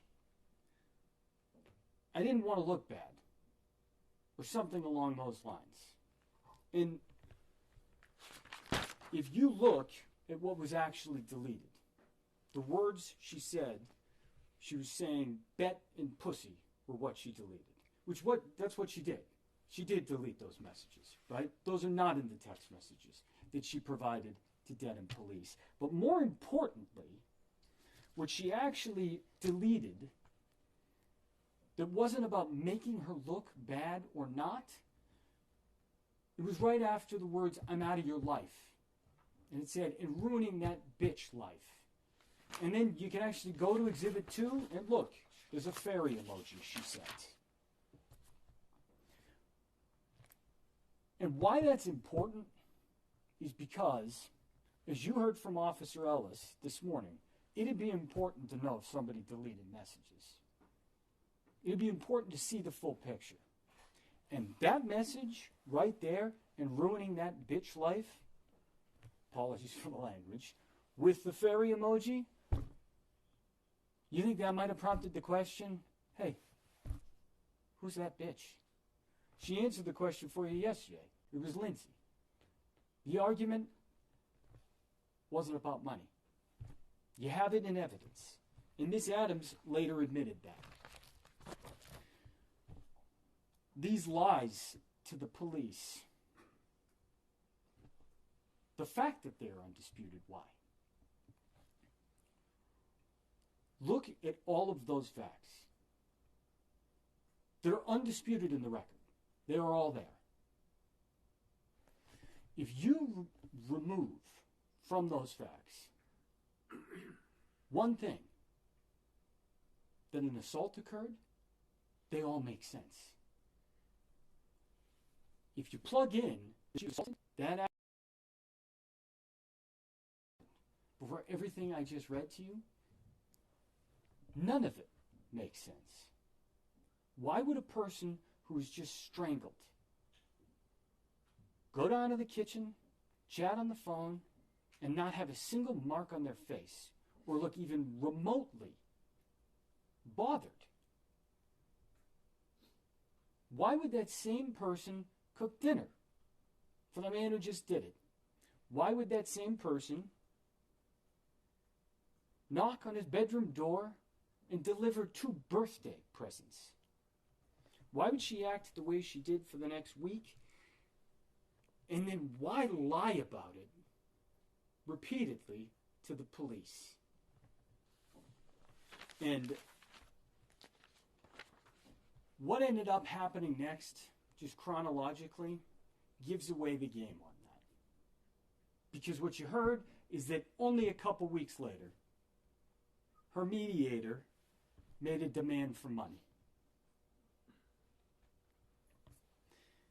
And if you plug that fact in, now it all makes perfect sense.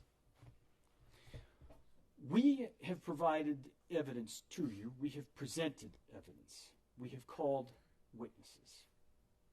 As I said, we were doing so in order to give you the fullest picture of December 2nd and of what happened or did not happen. And think about that for one moment. How do you prove a negative? It's basically impossible, right? Pick a day, 2 months ago, account for every action that you did on that day. Every moment of your day. Great, now prove it. Can't be done. And this trap, the framers of our system, they were aware of it. And that's why it works the way that it does. The burden is on the Commonwealth to prove their case. And their case, as you have seen, is the internally inconsistent testimony of one witness. And that is their entire case. And that is not enough to meet their burden. The burden that you are going to hear is reasonable doubt. And the judge is going to tell you that that's to a moral certainty. How much would you bet on the words of Jamila Adams? Would you bet your own life? Someone else's? You have all of the tools in what I just laid out for you to make a credibility assessment. But it is not only that. Because the other thing the judge is going to tell you is you can actually take into account the way the witness answered questions, behaved, their demeanor, how they looked. Did they sound consistent? Did the things they say actually at least stay true internally in their own story? And one example I'll give you on that is this morning, when Ms. Adams was asked about another monetary demand. She didn't answer the question. She couldn't. She wouldn't. She gave you multiple excuses. She tried to say attorney-client privilege, and when there was no response to that, she said, I can't answer that correctly.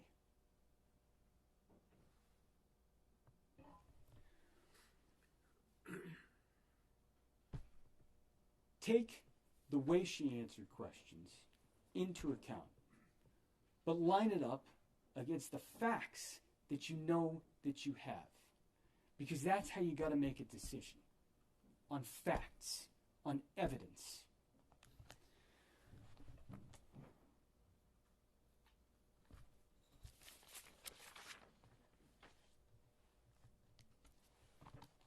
In terms of the evidence that the Commonwealth has actually presented to you,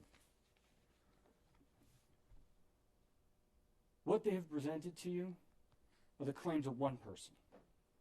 Their second witness undermined their first. And there's a reason for that. There's a reason they had absolutely nothing to corroborate this allegation, which, one thing I will say about the assault and battery, she described Mr. Diggs slapping her on the right side of her face with his right hand. And she actually demonstrated it for you. But the problem is that's a physical impossibility. And the reason I would suggest to you that that demonstration didn't go quite well is because sometimes people miss their mark. Sometimes actors forget the script. What you do not have before you is anything that you can base a firm decision on, unless that decision is that the Commonwealth has not proved its case.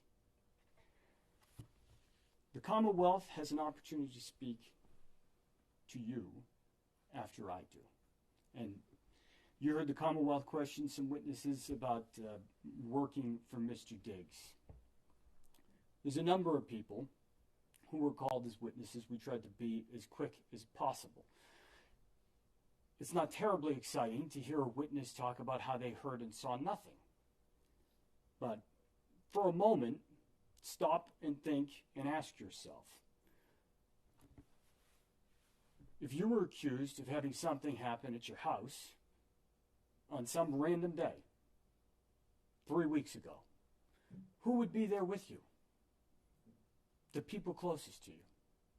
It'd be your family, the people who are in your house all the time. And for Mr. Diggs, we talked about that. That's staff. That's Miss Salas. That's all the people that you heard from.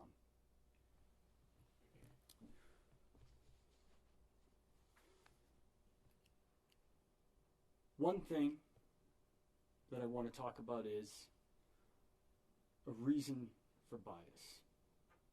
Because when Mr. Virtue asked, I think the first witness she was Miss Salas. Mr. Diggs paid her salary, isn't that right?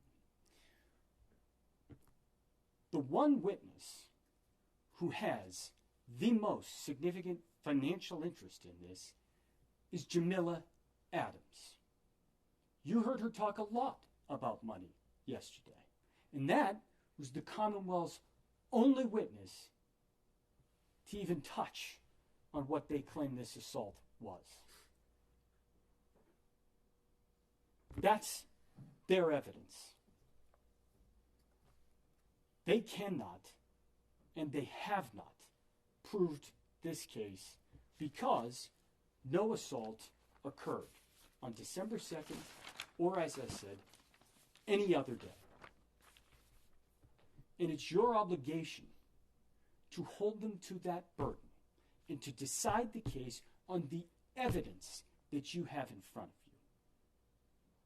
you. And that evidence provides one answer alone. And I would suggest to you that that is that Miss Adams made this accusation as a means of trying to leverage and humiliate and to punish Stefon Diggs. And you heard that he has been living with this case and these accusations since December of 2025. And it is time to end. The evidence that you have heard, that has been put before you, is not enough for the Commonwealth to sustain their burden. It is your obligation to return a true and a just verdict. And the evidence that you have heard requires that you go back into that room and that you lift this burden off Mr. Diggs' shoulders and that you tell him and the world that Stefon Diggs is not guilty of this incident that never occurred. Thank you.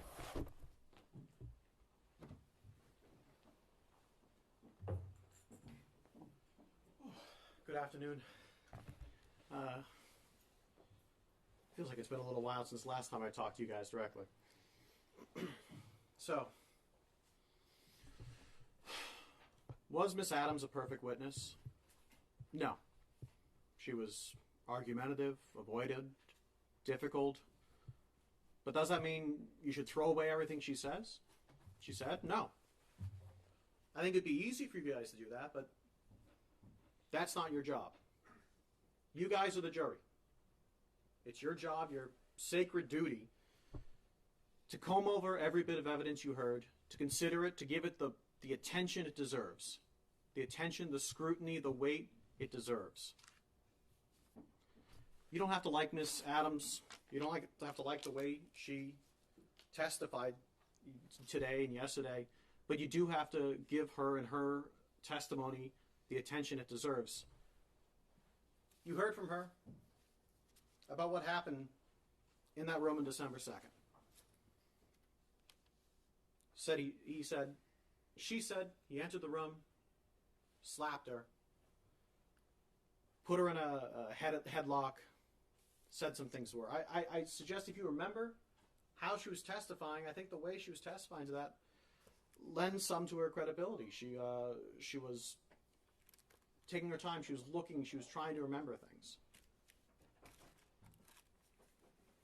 As the defense counsel predicted, one of the things I'm going to say is that Miss Adams was the only witness you heard from about what happened in that room. You have defense's witnesses who said what happened afterwards, but if you remember Miss Adams' testimony, she said that was after she had an opportunity to kind of put herself together. She said she cried, she changed her clothing, she kind of started packing. The question you may be having is, why would she act that way? Why was she going out and smiling? Well, I'd suggest to you that all the people she was around are people that have known Mr. Diggs much longer than they've known her. I'd suggest you even consider the relationship she had with Mr. Diggs. He was sometimes lover, a boss, landlord. He was a athlete, a celebrity, financially powerful, surrounded by people that were all on his payroll that liked him. That when you put that all in consideration, her behavior does make sense in that it was her way of continuing on past that. And she told you that they had a complicated relationship. She said they argued all the time. So that might also make sense as to why she texted them afterwards saying, hey, trying to make amends or trying to figure things out, why she gave the birthday present afterwards. In this case, you heard 4 kind of things, right? You heard things that weren't evidence. The openings, these closings, questions, things that were stricken, those are things that aren't evidence. They can kind of give you some context, but those aren't the evidence in and of themselves. You heard the actual evidence. That was the testimony from the witnesses, the videos, photos, and you'll be able to see also all those text messages. The third thing you're going to hear, so things that aren't evidence, things that are evidence, and the law. The judge gave you some preliminary law at the start of the case. She's going to now, once closings are done, instruct you on the full law. I ask that you give her the same attention that you've given to all the evidence, and you've given the same attention to both attorneys during their closing. You give the judge that attention when she reads the law. And there's a fourth thing that you're going to need to pay attention and listen to and consider, and that's each other. When you guys are done here, once I finish, once the judge reads the law to you guys, it'll be your job to go into that room and deliberate on this case. When you go in that room, it's up to you guys how you want to run it. There's no manual, there's no guide, there's no schedule of how you guys are going to come to your decision and reach your verdict. And no one is going to make sure you're doing it one way. What I would suggest you guys do, and you guys can do whatever you want, this is just my suggestion to you. What I suggest you guys do is you don't go in there and just say, all right, let's take a poll right off the bat. I suggest you guys take the time, go over all the evidence, go over each witness, talk about each witness, try and do it both ways, back and forth, for every witness, not just the Commonwealth's defense as well. Go over every bit of evidence. Really take the time that this case deserves. And also listen to each other. I'd suggest as much as you can, make sure if there's someone that's that's not saying anything, make sure you get to hear from them as well. As I said at the start of this case, that every bit of evidence is important, and that's true. I'd hope that if you guys fairly treat every bit of evidence the attention it deserves, give the analysis, the scrutiny for all the witnesses, all the evidence, and talk amongst yourselves, that you guys will come to the correct verdict. And I would suggest that that verdict is the verdict of guilty on all counts. Thank you very much. Very briefly. Sure.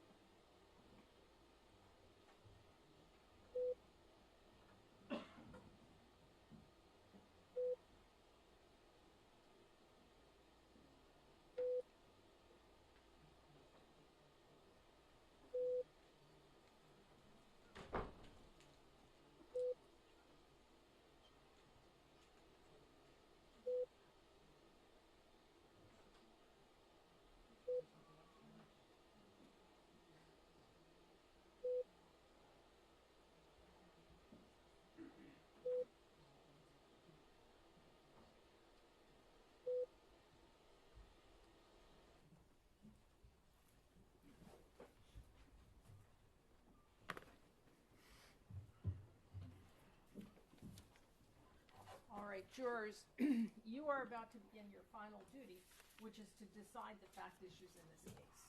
Before you do that, I will instruct you on the law. It was obvious to me throughout this trial that you faithfully discharged your duty to listen carefully to all the evidence and observe each of the witnesses. I now ask you to give me that same close attention as I instruct you on the law. My function as the judge in this case has been to see that this trial was conducted fairly, orderly, and efficiently. It was also my responsibility to rule on what you may consider as evidence and to instruct you on the law which applies in this case. It is your duty as jurors to accept the law as I stated to you. You should consider all my instructions as a whole. You may not ignore any instruction or give special attention to any one instruction. You must follow the law as I give it to you, whether you agree with it or not.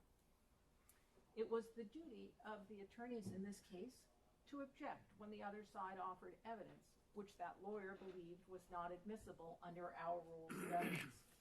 They also had an obligation to ask to speak with me at the judge's bench at sidebar about questions of law which the law requires me to rule on out of your hearing. The purpose of such objection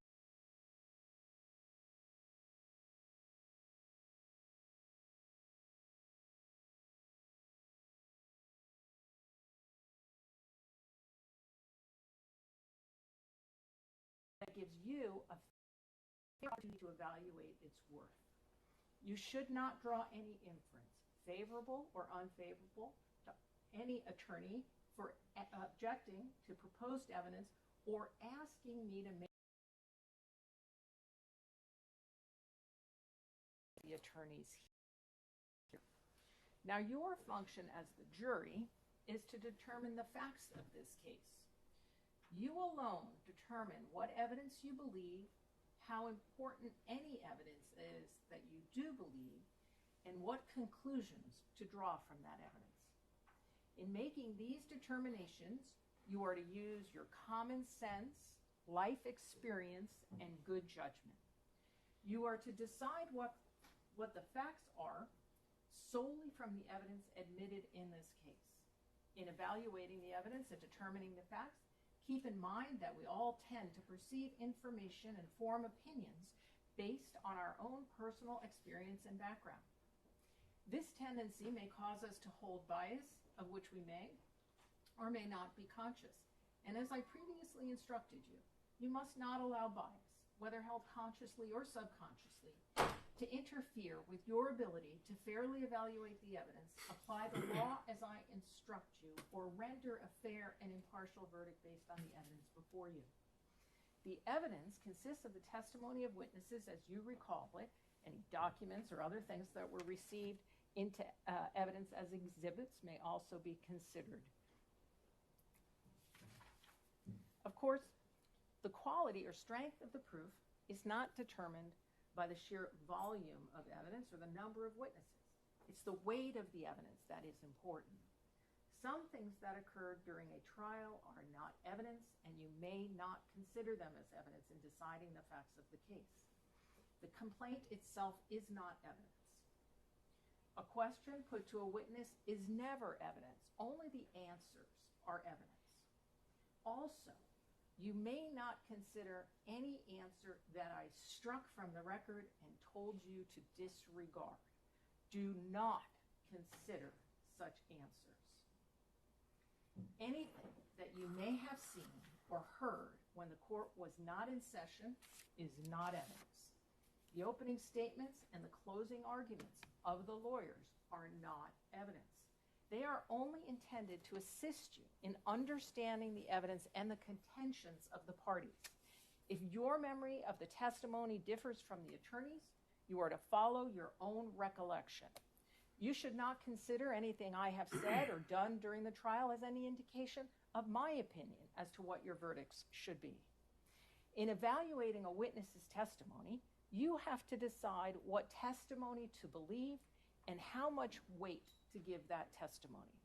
You should give the testimony of a witness whatever degree of belief and importance that you judge it is fairly entitled to receive. You are the sole judges of the credibility of a witness. You may believe everything a witness says, part of it or none of it. If there are any conflicts, discrepancies, or inconsistencies in the testimony, you should examine them carefully.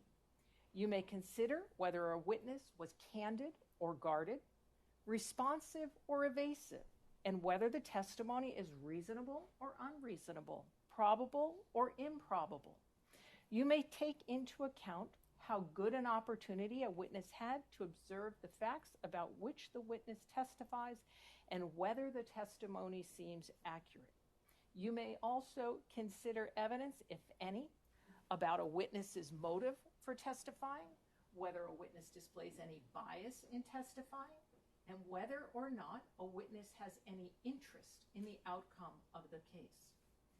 In deciding whether to believe a witness and how much importance to give a witness's testimony, you must look at all the evidence, drawing on your own common sense, life experience, and good judgment. Consider the evidence as a whole.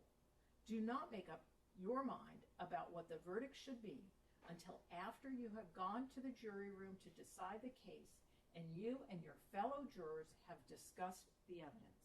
Keep an open mind until then.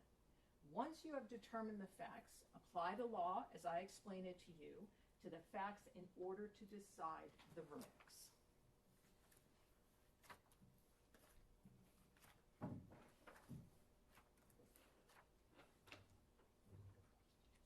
Now, there are two types of evidence which you may use to determine the facts of a case: direct evidence and circumstantial evidence. You have direct evidence where a witness testifies directly about the fact that is to be proved based on what he claims to have seen or heard or felt with their own senses, and the only question is whether you believe the witness.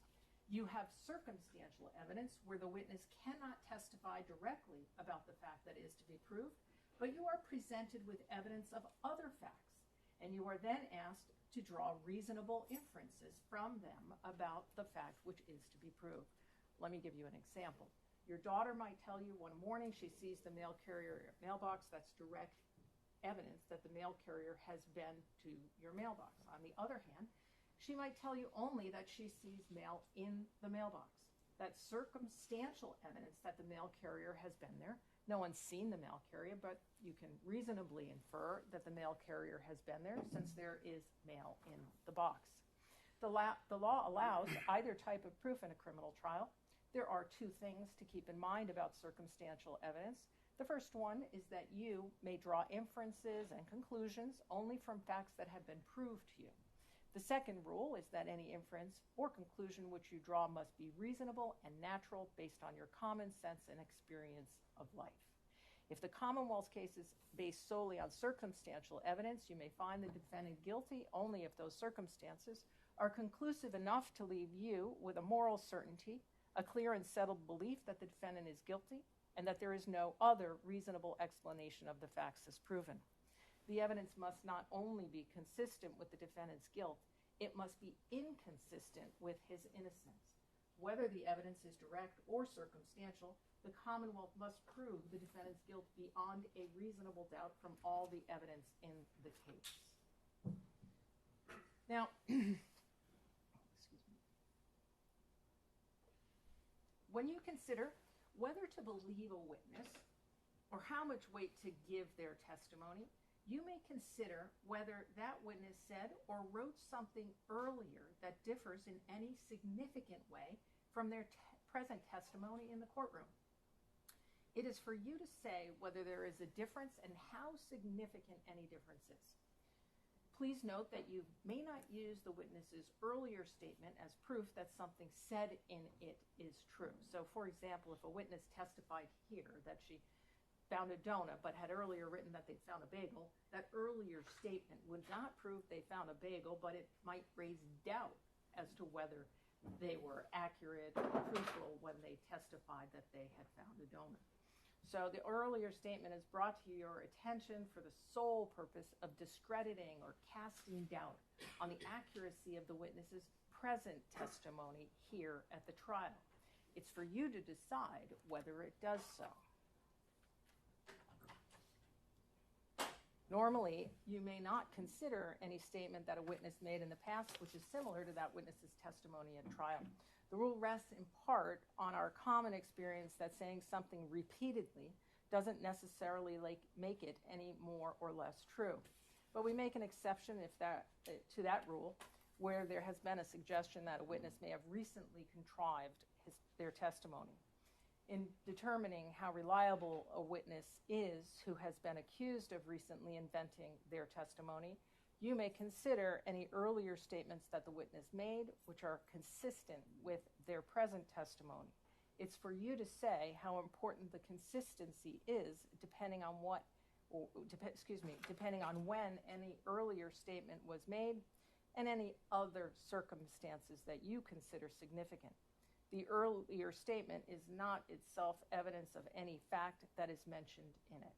To repeat, if there has been a suggestion that a witness recently contrived their testimony at trial, when you evaluate that claim, you may also take into account any earlier statement the witness made which is consistent with their present testimony.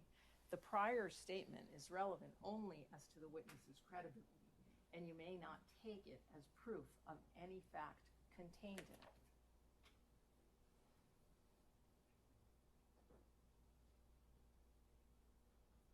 At this trial, you may have noticed that the defendant did not testify.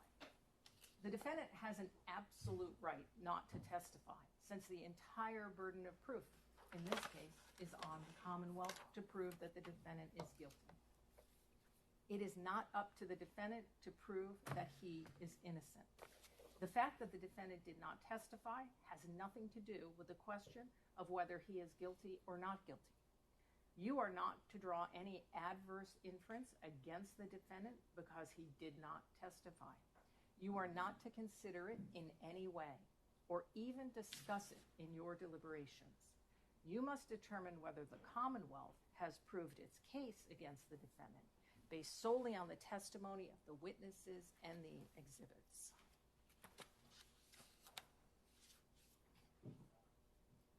As I have told you, the complaint against the defendant is only an accusation. It is not evidence.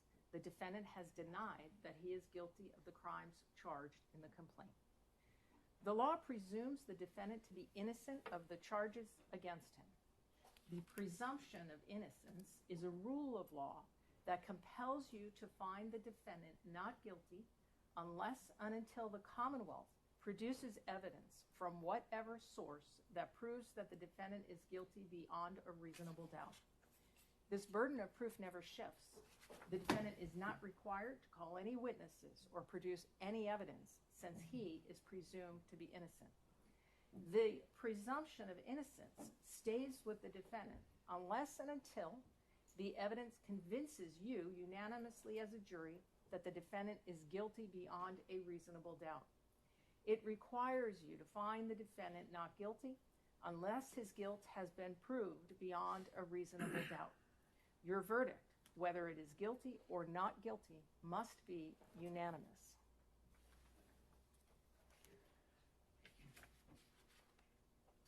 Now, as I've said, the burden is on the Commonwealth to prove beyond a reasonable doubt that the defendant is guilty of the charges made against him. What is proof beyond a reasonable doubt? The term is often used and probably pretty well understood, though it is not easily defined.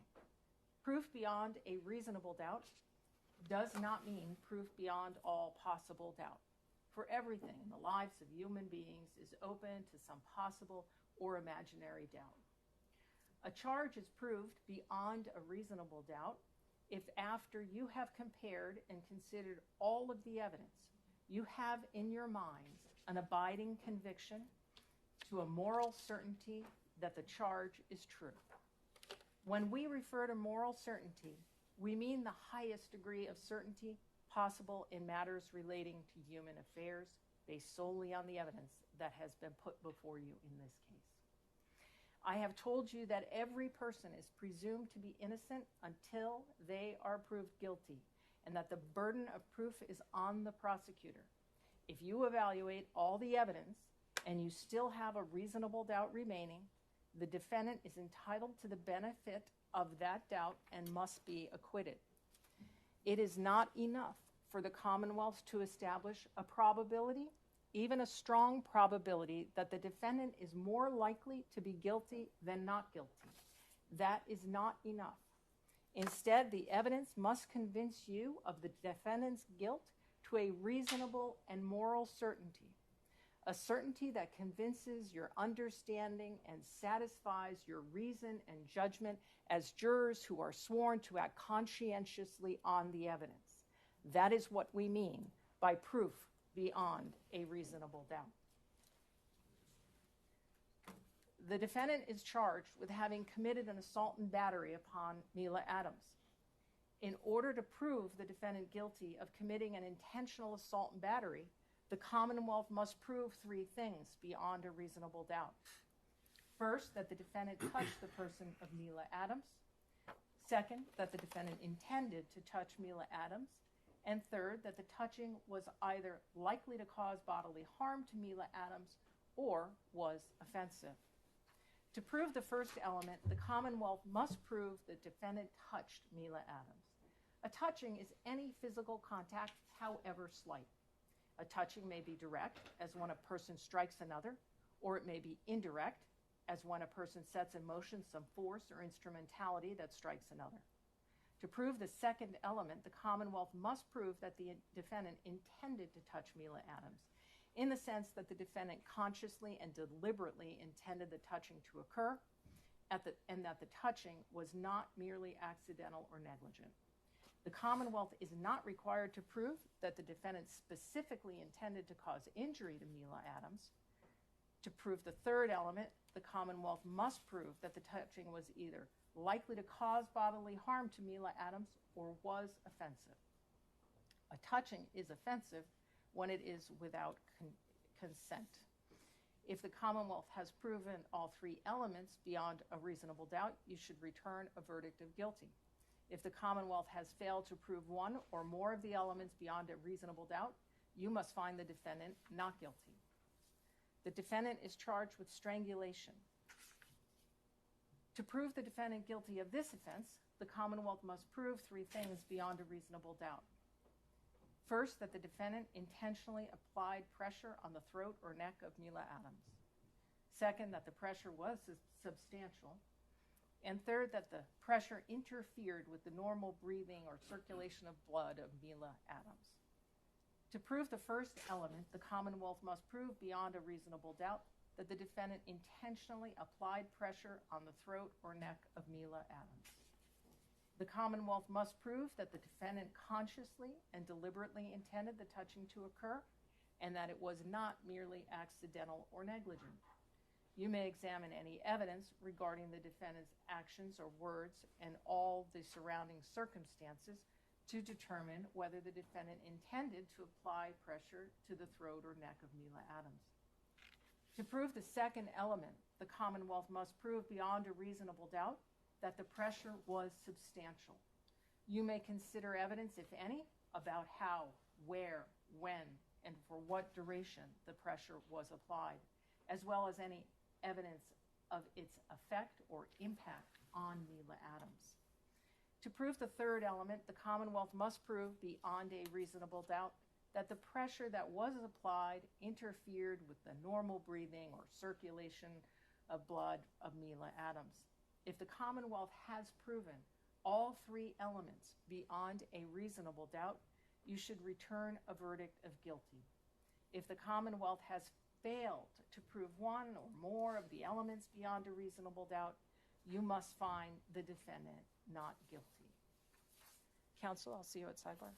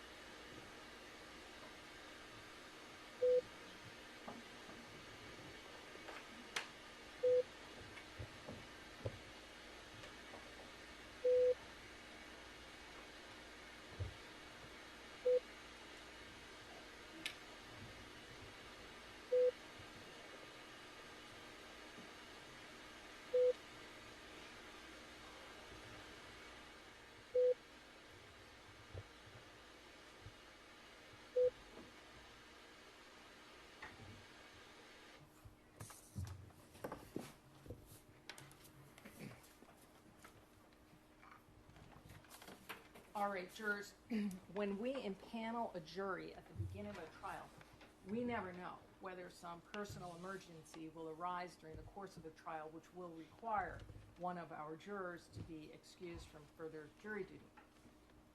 So, in order to avoid having to start the trial over again, should that occur, we impanel 7 jurors, even though the case will only be decided by 6 of them. So the time has now come to reduce your number to that 6, and I am going to ask Mr. Clerk to draw one of your cards at random, and that juror will be designated as our alternate juror and will not take part in the deliberations unless necessary to provide a substitute for one of the other jurors. So if fate makes you the alternate juror, please don't take it personally. Your service up until this point, your willingness to serve is appreciated by all of the parties, and we will make sure that you are kept as comfortable as possible in an area isolated from the deliberating jurors. Mr. Clerk.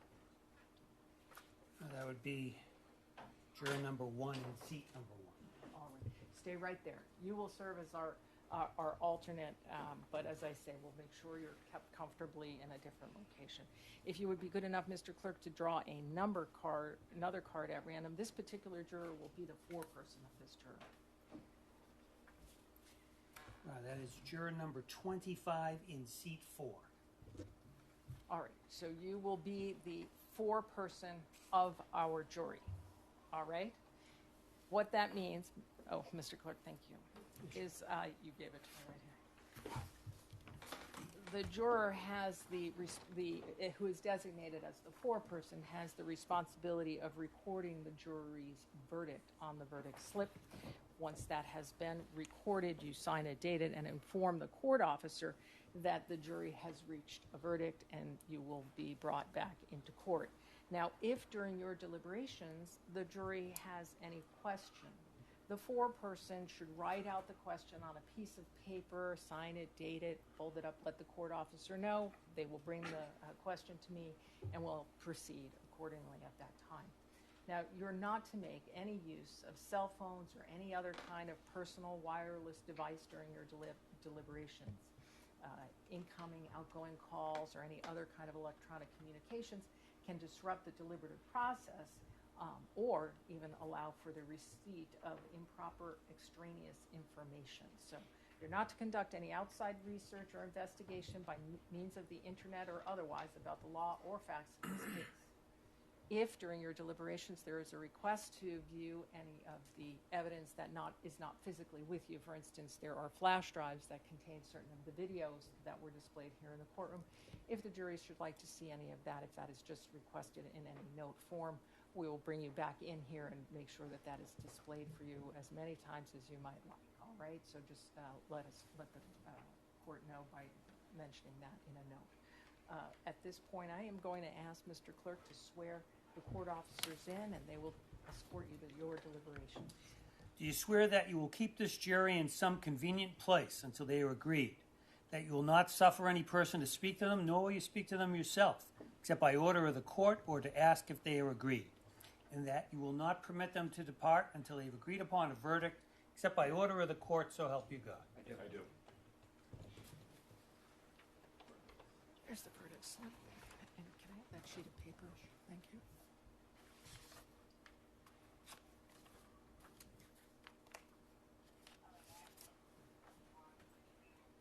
All rise. Jurors can step down this way.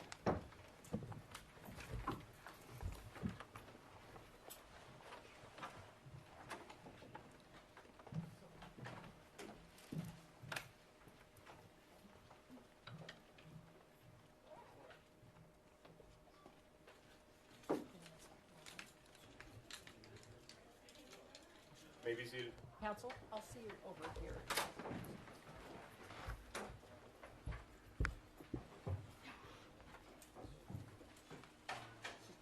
Yeah, just a little housekeeping.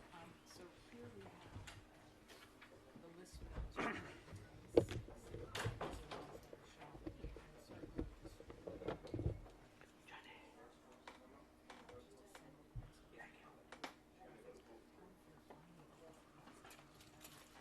Did you kill the feed? Is the feed out?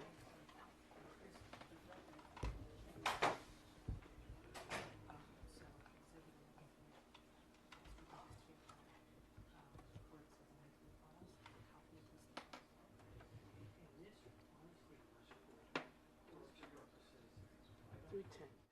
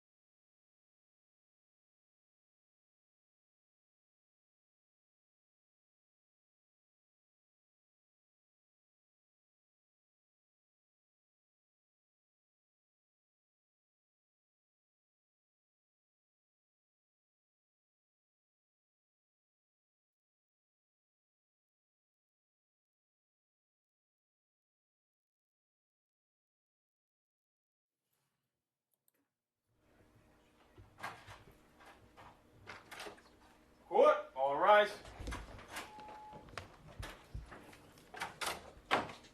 Honorable Court is back in session. You may be seated. On the record, Your Honor. All right, the jurors have a question. Basically, they are asking, what are the 3 criteria for assault and battery and the 3 for strangulation? So, Mr. Clerk, if you'd mark this for identification, my intention would be just to re-instruct them on the 2 offenses. No objection for the Commonwealth. All right. No objection, Your Honor. A for identification. All right, we're ready for the jurors. Yes, Your Honor. Mr. Clerk, can I have the tissues? Somehow. Can't leave me out here. Ready when you are.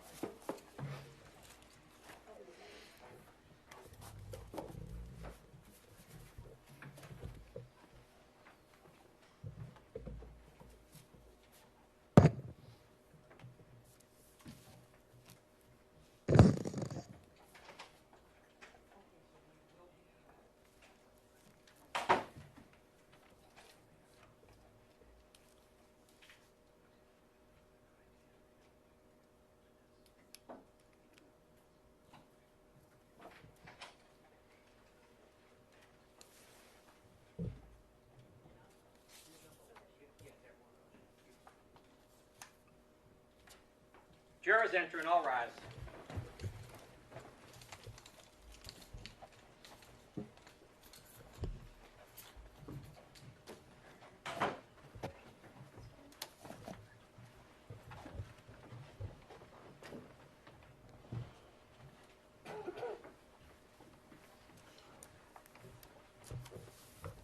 May be seated.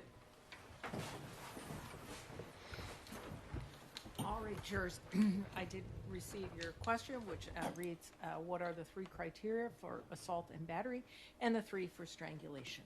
So let me begin with the assault and battery. The defendant is charged with having committed an assault and battery upon Mila Adams. In order to prove the defendant guilty of committing an intentional assault and battery, the Commonwealth must prove 3 things beyond a reasonable doubt. First, that the defendant touched the person of Mila Adams. Second, that the defendant intended to touch Mila Adams. And third, that the touching was either likely to cause bodily harm to Mila Adams or was offensive. To prove the first element, the Commonwealth must prove the defendant touched Mila Adams. A touching is any physical contact, however slight. A touching may be direct, as when a person strikes another, or it may be indirect, as when a person sets in motion some force or instrumentality that strikes another.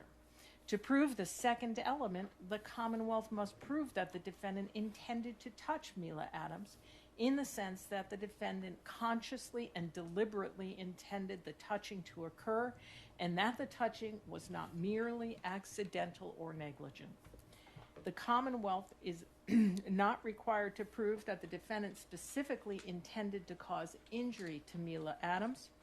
To prove the third element, the Commonwealth must prove that the touching was either likely to cause bodily harm to Mila Adams or was offensive.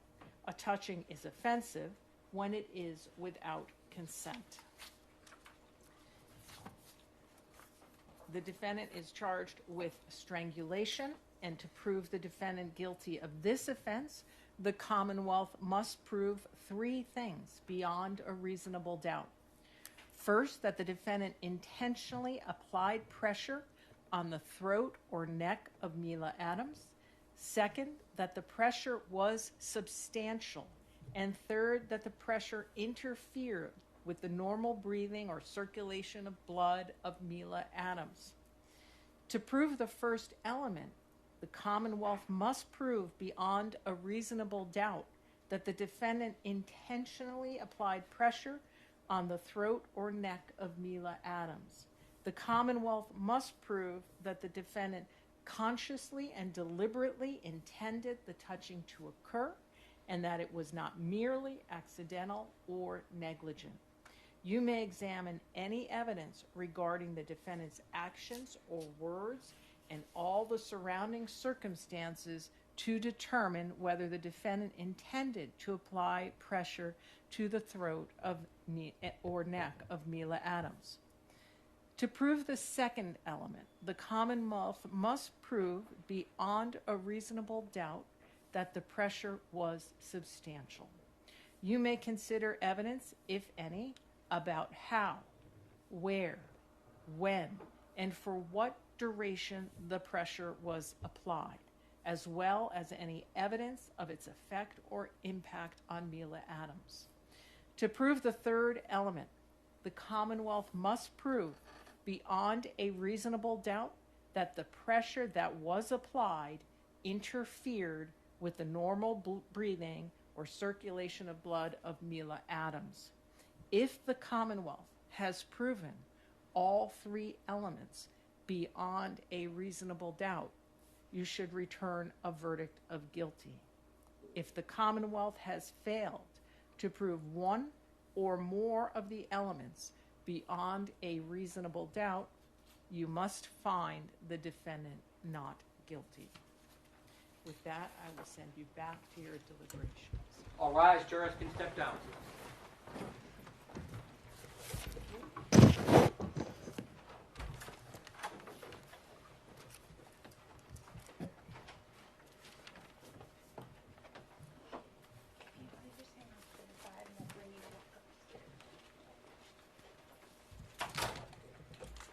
This court stands in a recess.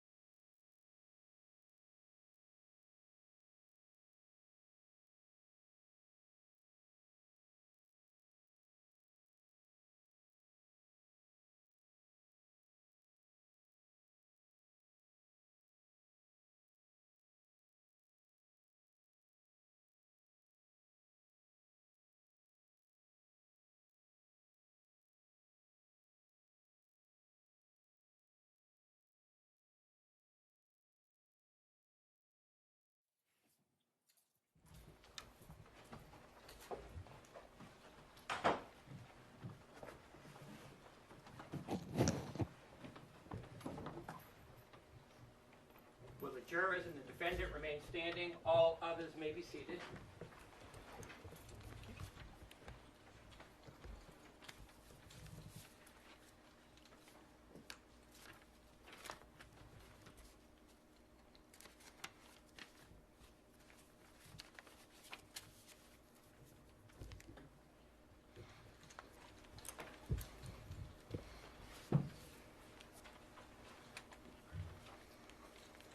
Madam Forelady, has your jury agreed upon a verdict?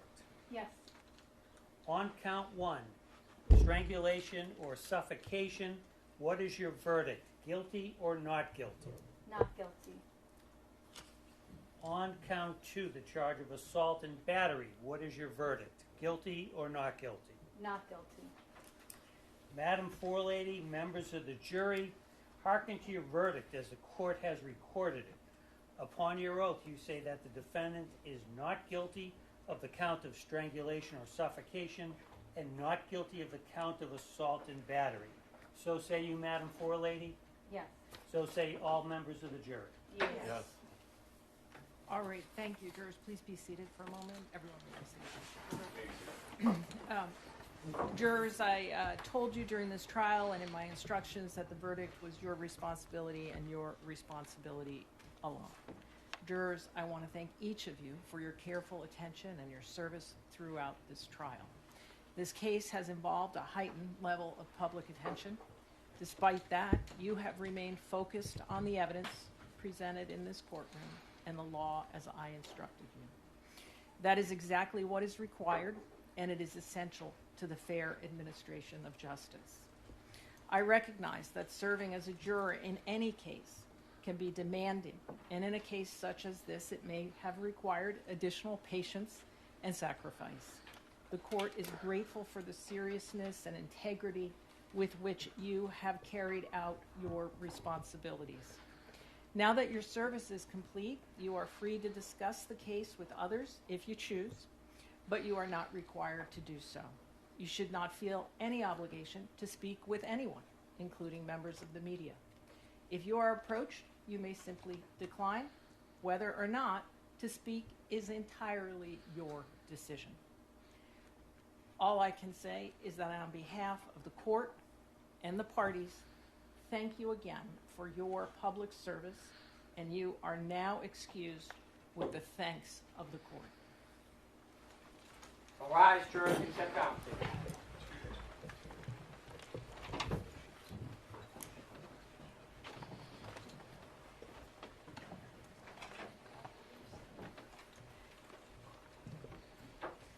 Stefon Diggs, sir, you've been found not guilty on the following charges: strangulation or suffocation and assault and battery.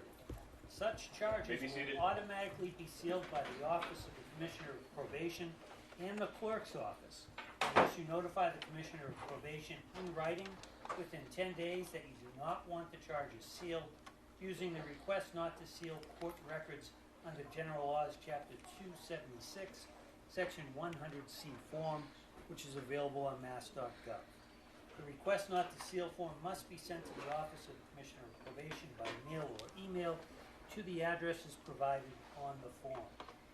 If you want copies of any documents associated with these charges, you must request them immediately before the charges are sealed. Once the charges are sealed, you will not have access to related documents unless you file a motion with the court asking to unseal them. Sir, you've been found not guilty. You're free to go, sir. Thank you, Your Honor. Court, all rise.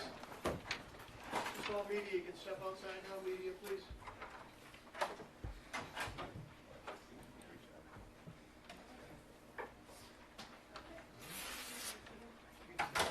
This court stands at a recess.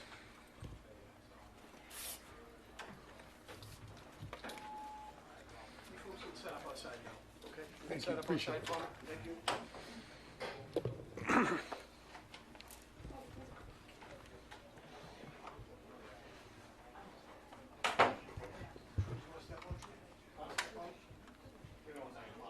Talk to counsel? Yeah, okay. Media, please step out. Please step out. Yeah.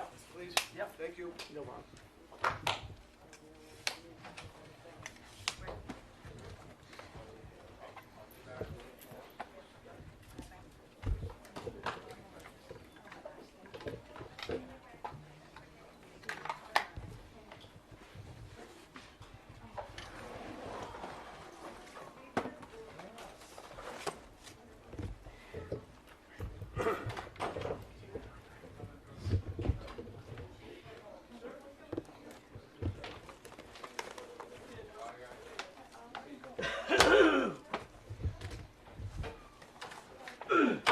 stuff now? Yeah, I'm